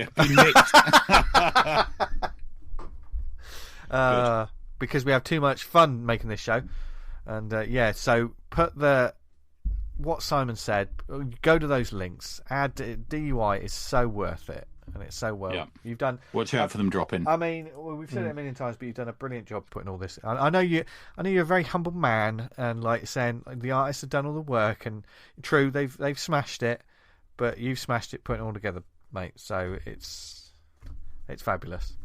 And I think we should, whenever you see him, you should pay him in beer. I believe that is. Yeah. Oh, yeah. It's the currency. Or violins. Okay. Yeah. Little ones. Little ones. Just little violin. I bought a comic with a violin last week. You had, sorry, what? I paid for a comic with a violin last week. Right, Hang on, mate, it's wild. Before we go to capitalism out of control in Brighton. Right. Before we go, you can't drop that in before we go to the shout-outs and not Can someone do some question. fan art of that? Yeah. What?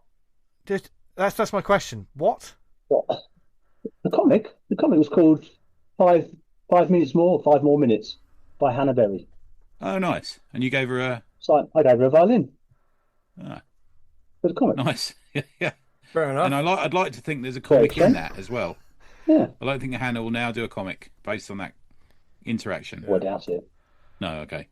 Great comic, though. That should Good, be my recommend. Damn. On too soon. Say it again when we get then. Yeah.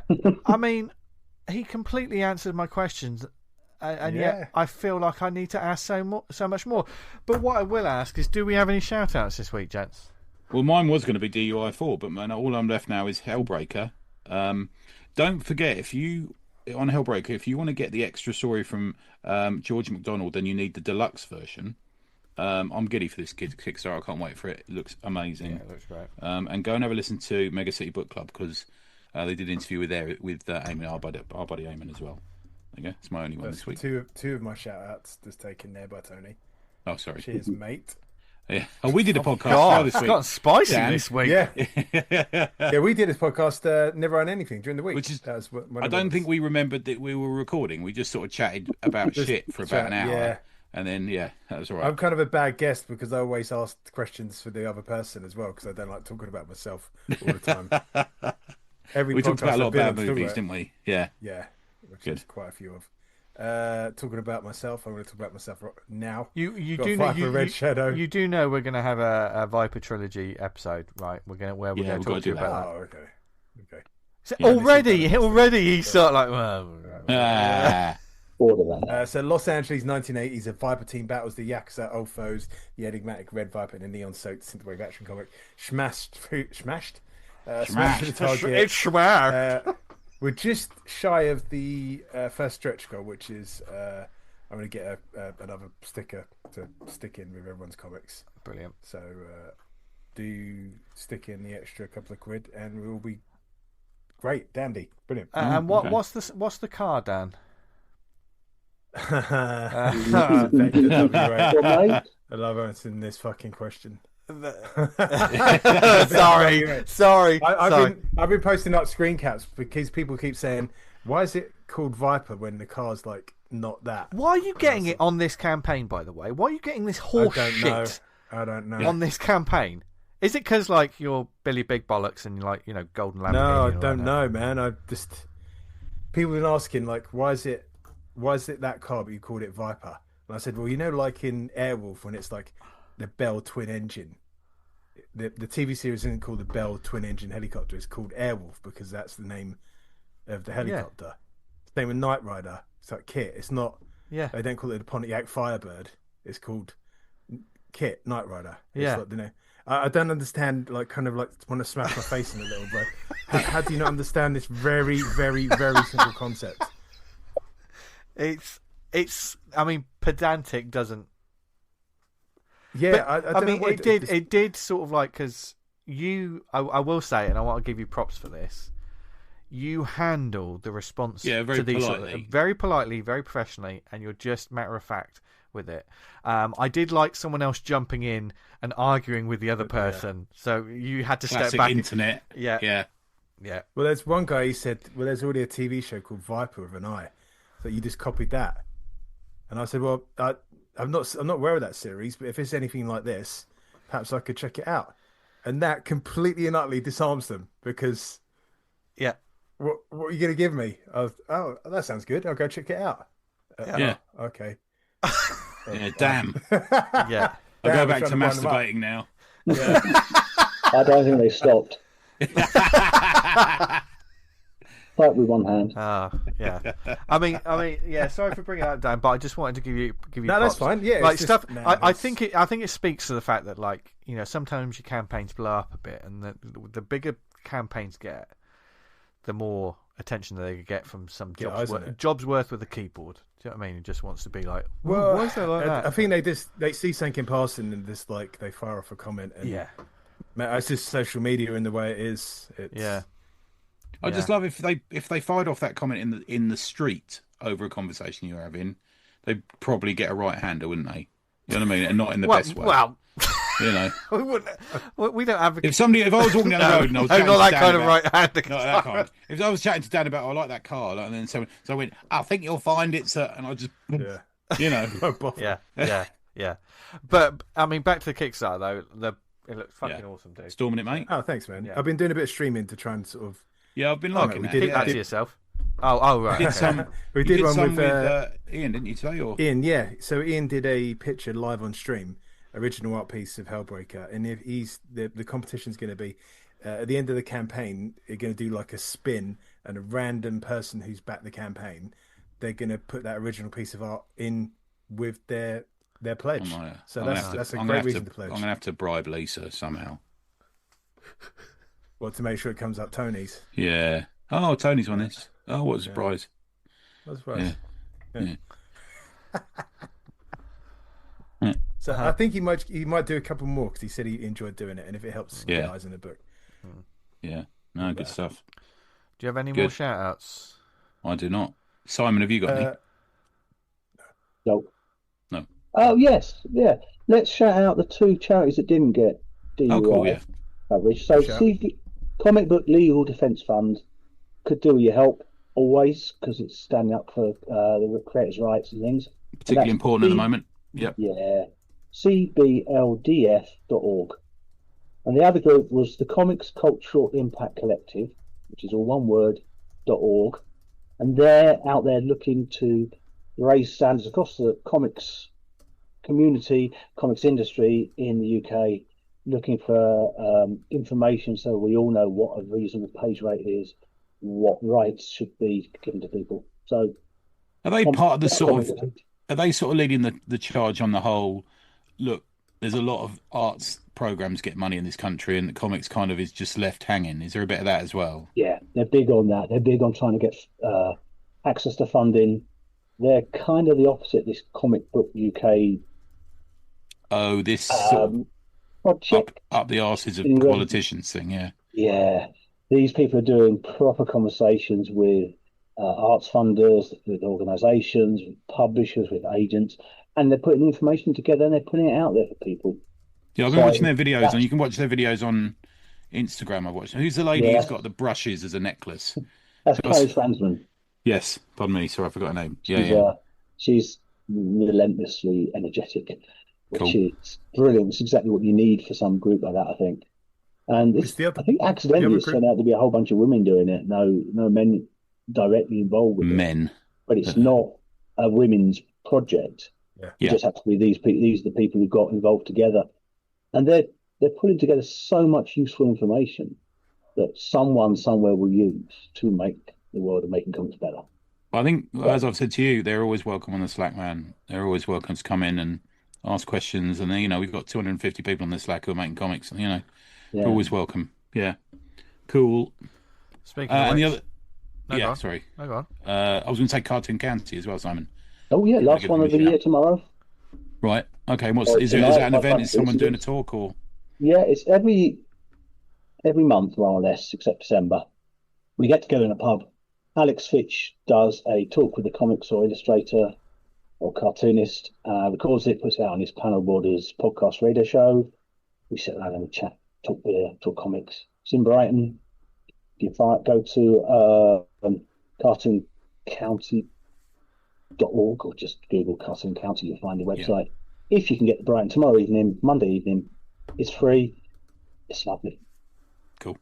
Nice. That's what it meant.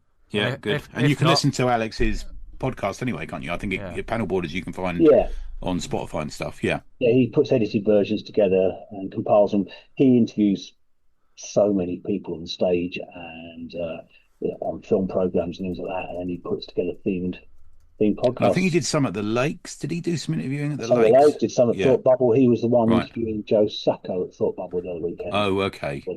Slightly controversial. He's one of the best interviews you'll get because he actually pays attention to what's being said. What do you say? He does a follow-up question. Fucking hell. Have a brush. Good stuff, man. Good. And just another shout out to the Slack. If you want to join the Awesome Comics podcast Slack community, get in touch with us because, like I say, we've talked about them a lot here, but there's lots of wonderful people. There's lots of different channels. And it's free. Making Free to comics. Are we doing anything for December? Like an art challenge type thing? No, we're doing the drink and draw, which will be next few weeks sometime. But yeah, that's about all I can think of at the moment. We've done like Inktober's and that sort of thing before, haven't we? Yeah. Yeah. So there's loads of stuff like that on there. As always, Tony showing a page which is brilliant for an audio podcast. Don't it to put you off. 10 years. Well, yeah, 10 years, and I've become numb to it, listeners. So you haven't become numb to that, not the thing I just showed you. Well, I mean, that's how you keep going so long. You just got to keep numb. Yeah, hit it with a toffee hammer. Yeah. Anyway, you just go numb in the end, and you just keep going. What were we talking about? Podcasts. Anyway, do we have any recommendations? Of course we do. And the guest is going to go first. And we're excited to hear what he's going to recommend. We just heard about it, but say it again. Say it again. Yeah. Well, yeah, 5 more minutes by Hannah Berry. It's a small, pocket-sized, haunting little story about a mum and a kid in a playground, and it sticks with you. It's not scary. She's good at doing like She's good at doing like haunting and creepy and yeah. Who's putting that? Is it just self-published or just self-published? She just printed a handful herself. Oh, okay. She's never going to do that again, she says. So I've got one other thing though. Yeah, please do. This, also Vince was talking about old anthologies. 1982, Nexus, Mike and Gloria Gay present the International Fan magazine, which was turned into a pen pal project, but had a 2-page strip, which is the first comic I've got paid for. Hey, there you go. I just found it around the corner while I was talking. That is the most boring academic cover on a comic I've ever seen, by the way. But it obviously contains gold. Issue 7 got worse. Oh no, boobs on the cover. Okay. It just turned into a pen pal magazine, and we were doing a regular strip in it. That's great. Nice, brilliant. From that, Tony, what have you got? Vince, please say this word again. Annihilator. Thank you. Annihilator. Rainbow of Death by Josh Simmons. Edited by Julian Huber. Published by Mansion Press. It's oversized, massively oversized. It's not quite press. Yeah. It's not quite Treasury, but aren't there some pulp books called Annihilator? Or is that the Exterminator? There's got to be. You've got loads. Penetrator. I like the Penetrator books. Go on. They're good. It's cardstock. Lovely printing stuff. Really eye-popping colours. Pin-ups by Maybelline Schwarzkopf. That is the name of the person who apparently drew the one that I showed you a second ago. Wow, maybe they're born with it. Maybelline Schwarzkopf. There you go. Yeah. What is that? And one by Michael Fife, who I'm a fan of. I think you're a fan of Michael Fife as well, Simon. Yeah, yeah, Nobbin. Yeah, brilliant cover. We talked. I think just before Simon came on, we were chatting about this cover. So we can't quite make out why it's so great, but it's a little bit strange in the title, but it's eye catching. Yeah, I saw it from across the room. There's the red and yellow, and the way the title is striking to me. And there's just something about that image on the front I just kept looking at. I just kept going back and looking at it. I don't know. There's a bit of the contrast between the dark on the bottom, because like there's a guy wearing it's like a black sort of like. He's basically the Punisher. He looks like the Punisher. Yeah. So you've only got like the kind of the blue highlights, and then at the top of the cover is with the mask is really colourful. So I kind of feel like he drew this, and he just drew it, and he thought, oh, that'd make a cover. What shall I add to it? Oh, let's add some floating skulls. Yeah. And then we'll put the villain in there, and then we'll just put a bit of a fucking title. It's almost that sort of Liefeld face, isn't it? You know, when like there's a bit of space and he puts a face in it. Yeah. And that's the FIFA. Why not? The FIFA in the back there, which is strangely out of shape. I'm not sure if they told them the dimensions, but it still works beautifully. Good. Yeah. So, this is you get a short intro to this character and his origin story, and he's basically the Punisher. He happens to be on a cruise ship. After returning, he's obviously special forces in a war. Returns on it. He's on a cruise ship with his family. The cruise ship gets blown up by a missile or something, and he gets thrown off the boat, but everyone else dies, and the body of his dead child lands in his lap. It's quite tongue in cheek. Don't think this is grim and gritty. Yeah. It's you can see it's a little bit undergroundy, cartoony kind of, but I mean it's a beautiful page. But yeah, and now he sort of kills people and lives in a van. Who could that be? Yeah, He's battle fan, you could say. Yeah. So this is one of three. So what it does is, while you get like a short intro and you get his origin story, it then mostly centers on this cult. You kind of sense this is maybe a bit 60s. It's a little bit out of time somehow. And there's this woman, she's with her boyfriend, and she says, "Oh, I'm going to go," and he says, "Oh, I'm not quite ready." And you think, what's going on here? And she goes to what looks from the outside to be like a haunted house. And she goes in, and she meets this character on the way in. Who looks like he's off the cover of Sergeant Pepper. That he's got that look to him. And she goes in there. There's this cult leader who's this charismatic dude, a very skinny dude, long blonde hair. He's got the sort of a hat that Mick Fleetwood may have worn, on covers of Fleetwood Mac albums, and big glasses. You don't really see beyond that. And he's got these sort of fake teeth, which are a rainbow colour. And he's prone to getting his knob out and masturbating whilst giving these sort of very demagogue-ish sort of talks to them, and it's all like super fucking cliche. He says things to them like this. I think what Josh is doing here is he is taking the piss out of these TED Talk kind of knobs, and he says things to them like, it's fine, you're the center of the universe, and these people are going, oh wow, what a revelation. And he's saying to them like, you are all God's favourite songs. And they're going, oh, he's the Messiah. They're like this. And this girl's joined the group. And they decide to go out for a walk. And they go out into the sort of the suburbs. And at one point, Callie, who's the leader of this group, says, you got to fuck death in the arse. That's a bit of a catchphrase they've got. And they just go up to this random house. And they knock on the door. And the door opens, and there's Callie, and of course, then she realises I'm part of a death cult. Like a home invasion, Manson-style death cult. And it's led by this character. And of course, what I think Josh is doing here is, I think he is making these people so fucking annoying that by issue 3, when the ending is just going to be this dude machine gunning to death everyone, cutting them up with swords and stuff, you go, thank fuck. Yes. I think that's what he's doing. It's just this massive wink. This whole people go on, mate. Sorry. Struggle with villains today, like in making them likable. So you want to make them so fucking horrible and or annoying that when they get their fucking comeuppance, you're like, yes. And this is the investment you get. It's not Annihilator in this comic at all, really. It's this cult, and you follow them around, and you get this real investment into how much they are really getting on my nerves. So it's really good. It's one of 3. I'm going to buy all 3. If you go to @Joshua Simmons, you can find him on Instagram. He's got a Patreon as well. Mansionpress.com. We've always loved them. They do a couple of different editions of this. The normal one is quite reasonably priced, but there's a one called the Glowing Carbine edition. I don't know. It's got, I don't know, black and white in colour and glow in the dark. I don't know. But you've got to remember that not only do they do Josh's bootleg Batman. Do you remember we talked about that a couple of years ago, which is Batman masturbating a lot? Do you remember that? Seemingly is a thing. Yeah. They also do some Johnny Ryan. Johnny Ryan's recent comic, I don't know if you've read this yet, it's called Who Raped My Horse?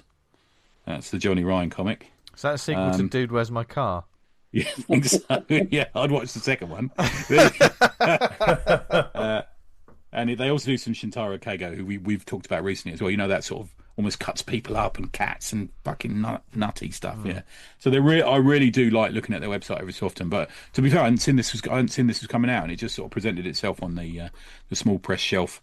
Gosh, Annihilator, Rainbow of Death, issue 1. Go get it. It's a good one. There we go. That's my first one, guys. Nice. My one this week is from an outfit called Part Time Comix. That's Comics with an X. US gang, I believe. This is L.C.S, which is created by Winston Gambro and John Westhoff. Art and colours by Winston Gambro, story letters and logo by John Westhoff. The setup for this is a series of global catastrophes has left life on Earth decimated. The survivors are left to sift through the ashes for those last key issues amongst a wasteland of rubble and pop vinyl. A group of Chicago survivors run the last comic shop on Earth. They're out on a supply run when their salvage trip becomes a rescue mission.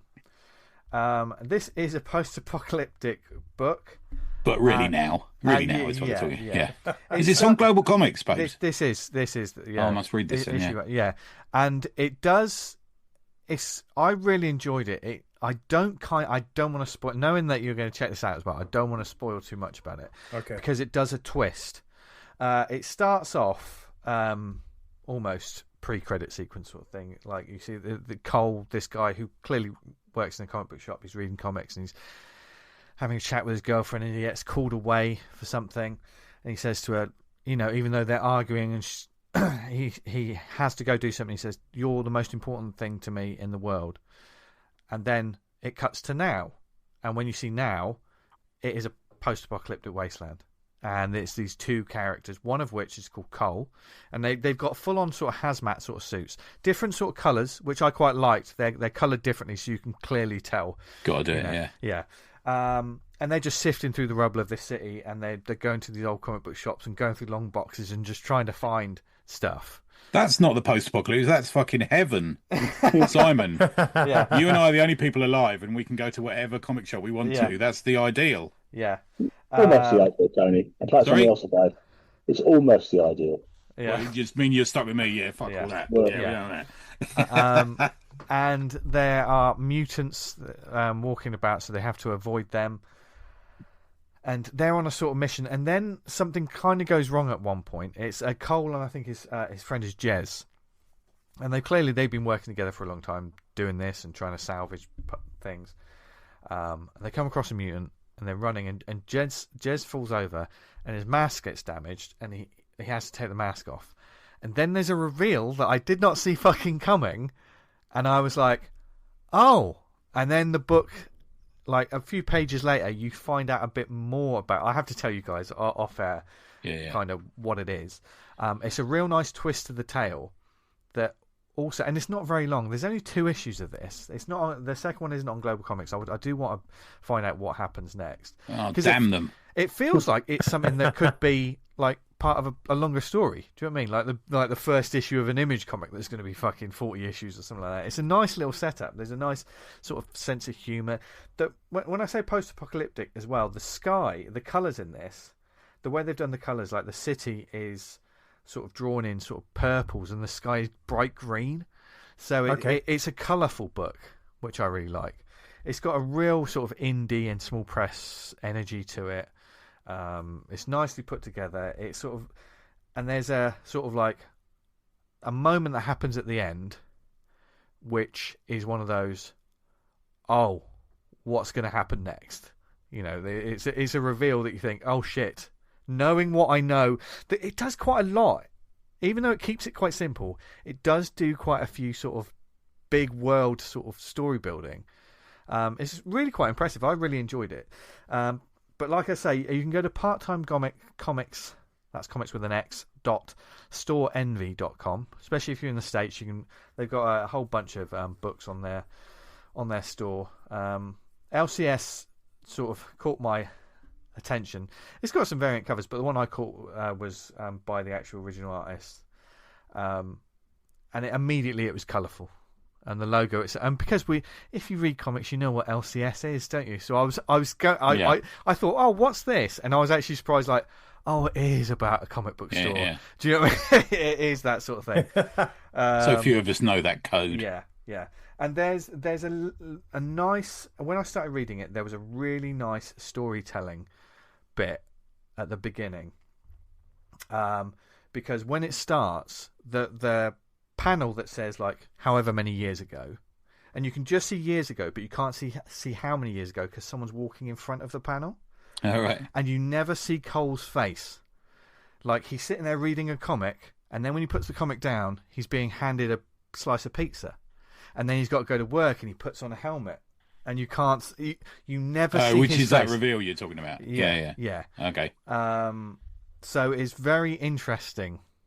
Like, immediately he's likable, and it seems like a really good story. So L.C.S, I was just really, it's just good fun comics. That's what you want, really. And it's about a local comic book store. How many good comic book store comics have there actually been?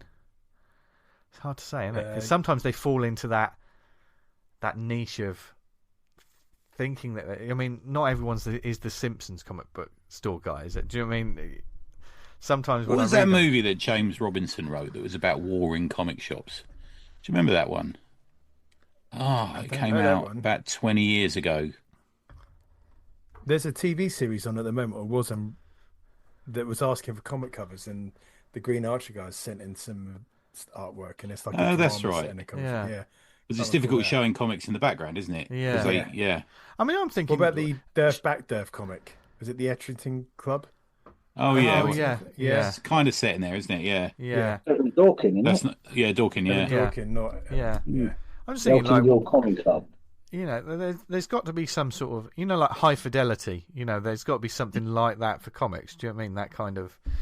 I think there's been so much done about record stores, and the comic book store is kind of. They are part of the same family, Adjacent. I think. Yeah. Comic Book Villains is the name of the movie.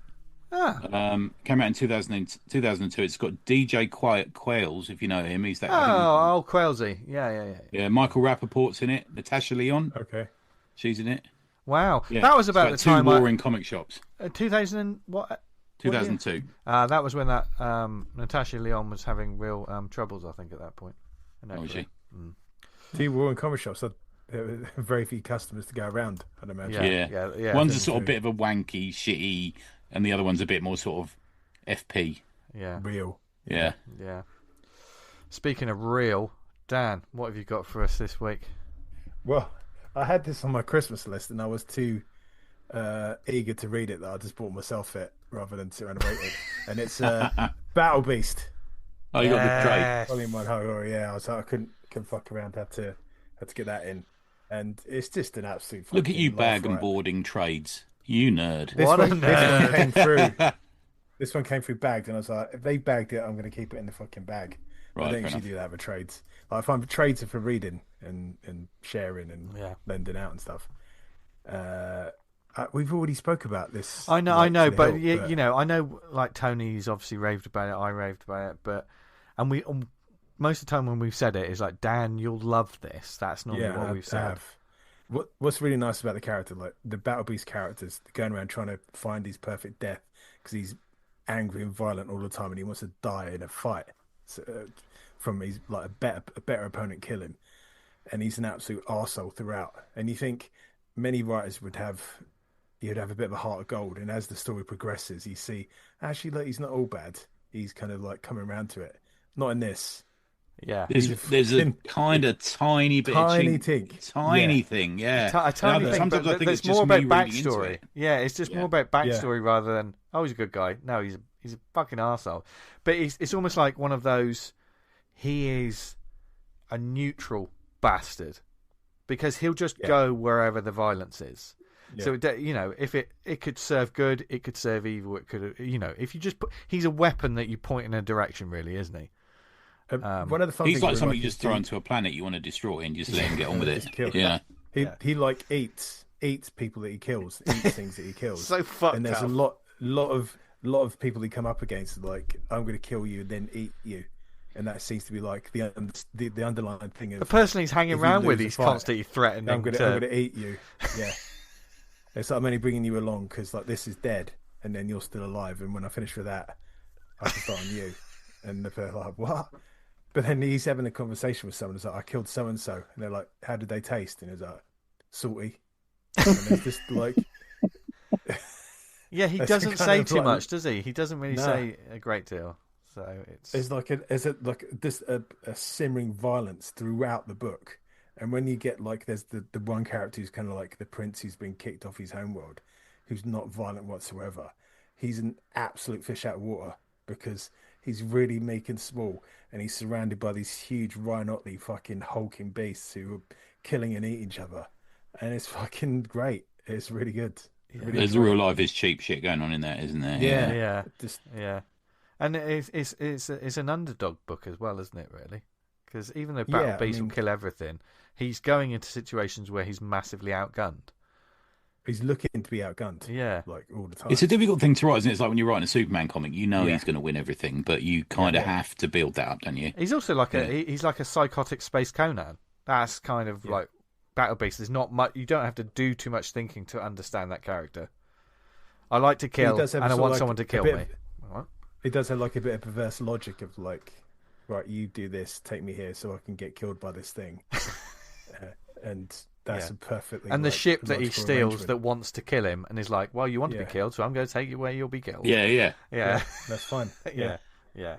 And I think at one point it tries to betray him, and it's like, I'll never try and betray you again because I know that's not going to work. Yeah. So we'll go here and find you out to get you killed. It's Yeah. like, it's great. Yeah, yeah. It's well stuff. worth Yeah, it. go well check worth that the out. praise. Yeah, Yeah. yeah. I think I've got it through Forbidden Planet. They've got a sale on, which is, I think it's like 14 quid. It wasn't too Yeah. bad. Yeah, That's it, they talk do about don't do sales. bad prices at FP. I say that. I will say that for them. Yeah. Global Comics is doing like a Black Friday deal up to next Friday. If you buy a year's membership, I think it's either $40, $45, Fucking which hell, ain't that's bad good. for a Yeah, year's yeah. membership. If you pay Bear in mind they got one Marvel whack. and DC on there at the moment now. Yeah. So Okay. Yeah. I'm never going to buy anything through the app. But No, that's- I'm not. No, I refuse. that's Point another, blank. That's another conversation. Yeah. Okay. Tony, take us home. Last one, quick one. Switchblade Sisters, number 8 by Chris Askham. Chris sent this through to us. Switchblade Sisters 1 to 9 is currently funding and doing really well on Kickstarter. So go and have a look for it. I think 8 is the one that's reached the total. But don't be put off by it being issue 8 because it's an absolute fresh start. New story, new characters, all that sort of thing. It's it's got a noirish vibe. It's very what's the film about the two women on the run from their abusive husband? Thelma and Louise. Thelma and Louise. It's like Thelma and Louise, but I'm going to say set maybe at the end of the 50s, start of the 60s kind of thing. It's there's a relationship between the two women in a different way than Thelma and Louise, where they're in a relationship, which, as I was singing Cafe Nero this morning, made it quite difficult to read. I'll be honest with you, Chris, because Chris goes there with the sex scenes. Nothing wrong with that. Do that. I think it's good. Yeah, it's fine. And there are a variety of different covers for the different kind of clothes they're wearing or not wearing, if you see what I mean. Which seems to be doing Chris well. Well done, Chris. Part of it's in flashback, so you get it's a tease. He gives you a little bit, takes a bit of it, yeah. So it's like they're on the run, someone's hunting them, and it reveals a little bit of the backstory as you go along. So it reveals that one of them had, so they're called Frankie and Ginger, and one of them has this sort of abusive husband, and they're on the run because of that. So you learn that bit, and then they have sex in a motel room, and then you find out a bit more story. And there's someone who they think, and they're sitting in a diner. They think they've got away from it, And the waitress says, "Oh, can we get the check, please?" The waitress, and the waitress says, "That man over there's paid for you." And there's this empty seat, and they're like, "Right, what the fuck's happening here?" Yeah. And he does really well in like, it really engages you. When I find that really engaging when there's these little things, little threatening mysteries that keep appearing in it. They're posing. It's a bit bizarre, but they're posing as mum and daughter. One of them is much younger than the other, but they're actually lovers. And that's that kind of cover story where it would have been unusual for two women to be on the run together if they were in a relationship back then. They're using that as the cover. And you get a number of surprises right at the end of the story. A little bit about how serious it becomes to them. I don't think they realise how much shit they're in. And they overestimate how clever they are in getting away with it. And then one of them does something very violent at the end of it. And you think, oh, well, maybe they don't know each other as well as they think they do. Whilst they're intimate, they don't perhaps, he plays the intimacy up, the sexual intimacy, but perhaps knowing each other is a different thing. And there's a really nice scene done towards the end of that. So, yeah, really good. Go to Kickstarter, look up Chris, Switchblade Stories. It's really good. There's a text page in there telling a little bit of a story, and there's also, I think it's like a pre-code kind of horror, romancy type okay. story in the back of it as well, which I like to see. We often like to keep in touch with Chris to see what he's doing as we go along. I think you spoke about something you did recently, Dan, didn't you? As well, I think you did one recently. But yeah, go and look it up. There you go. That's my last one. Okay, That's nice. Nice. What a great bunch of comics and comics chatter we've had this week. It's every week. Oh God, what time to be alive? Although it's almost Christmas, so I don't want to think about that right now. But what we will do is we're going to have plenty of comic books chatter, and we're discussing what to do for the Christmas show at the moment. But I think I found one. Of course, we'll be looking back at the year that was in comics, so expect. Oh, is that actually a Christmas book? Yeah. Well, I mean, you'll find out, listeners. Talk about this after the show. Yeah, we'll talk about this after the show. I will say that is a massively generic cover. Oh yeah, but it's it's Linsner, isn't it? I love Linsner. Yeah. I literally buy comics I never read. I'm not really saying any problem with the art, but the cover is. Look, you'll find out, listeners, if we choose this one. I forgive him. Yeah. Oh, you're talking about me? Yeah, always. But yes, we'll of course there's going to be plenty of comics discussion, probably a few rants at the end of the year show, and we'll put a shout out to you. I've almost got my list. I almost got my top. Oh, okay. Right. Top 11. Yeah. Okay. Me and Dan need to go through ours. I have to go back on the ACP recommends. Look, yeah, thanks to Craig, he updated this week, so it's all up until next week. It's fucking spot on. Nice good lad. Cheers, so man. where can you find that website, guys? ACPrecommends.com. Sorry, I called that out because I couldn't remember it. I thought you. No, that's it. It's ACPrecommends.com. And it's brilliant. What about It's got filters on it and all sorts this week. So anything that we talk about on a weekly basis, all the books that we talk about, if you want to find out more about them, he puts the links. We need to send Craig a Christmas present for this because he does it. He's an absolute legend, and so keep up the good work. And thank you, listeners, for listening to this episode and everything we talk about. Be sure to put DUI on your wish list, and if there's anything else you want us to talk about, any other charity books, charity events, any comic stuff we got coming up, or is there anything happening around Christmas that we should know about and shout out, then please do let us know. There's several different ways you can get in touch with us. You can email us awesomecomicspod@gmail.com. You can like us on social media at awesomecomicspod on Instagram, at the awesomepod on X. Where did you listen to us? Perhaps it was on the website awesomecomics.podbean.com, Apple Podcasts, Spotify. If you listen to those, you can leave a review and say nice things. I mean, it feels like a broken record, but algorithms and all that shit, it really does help get the word out about the show. It does. So, it really does. Yeah. When we get a couple of reviews, the numbers jump. Have you noticed that? It's just weird. I don't know how that works, but it does. Yeah. So say something nice, and we'll be your best friend. We're also on Amazon, Stitcher, Podnose, Podknife. What other networks are we on, Tony? We're on the Pod Network. Let's check out the Chocolate Factory. Oh, lovely! Don't you just love a bit of Willy Wonka? Yeah. What? Yeah. I'm just going to leave that there. And I will just say once again, Simon, thank you very much for joining us. Thanks, Simon. Once more for the listeners, where can people find you and do you just all that good stuff? SimonRussell.website. And it's got links in there. Nice. Good stuff. That is perfect. The simplest answers are always the best ones. And you can find me in the pub. Yeah. Oh, nice. That's nice. Yeah. And be sure to buy him a drink from us for all the good work he's been doing.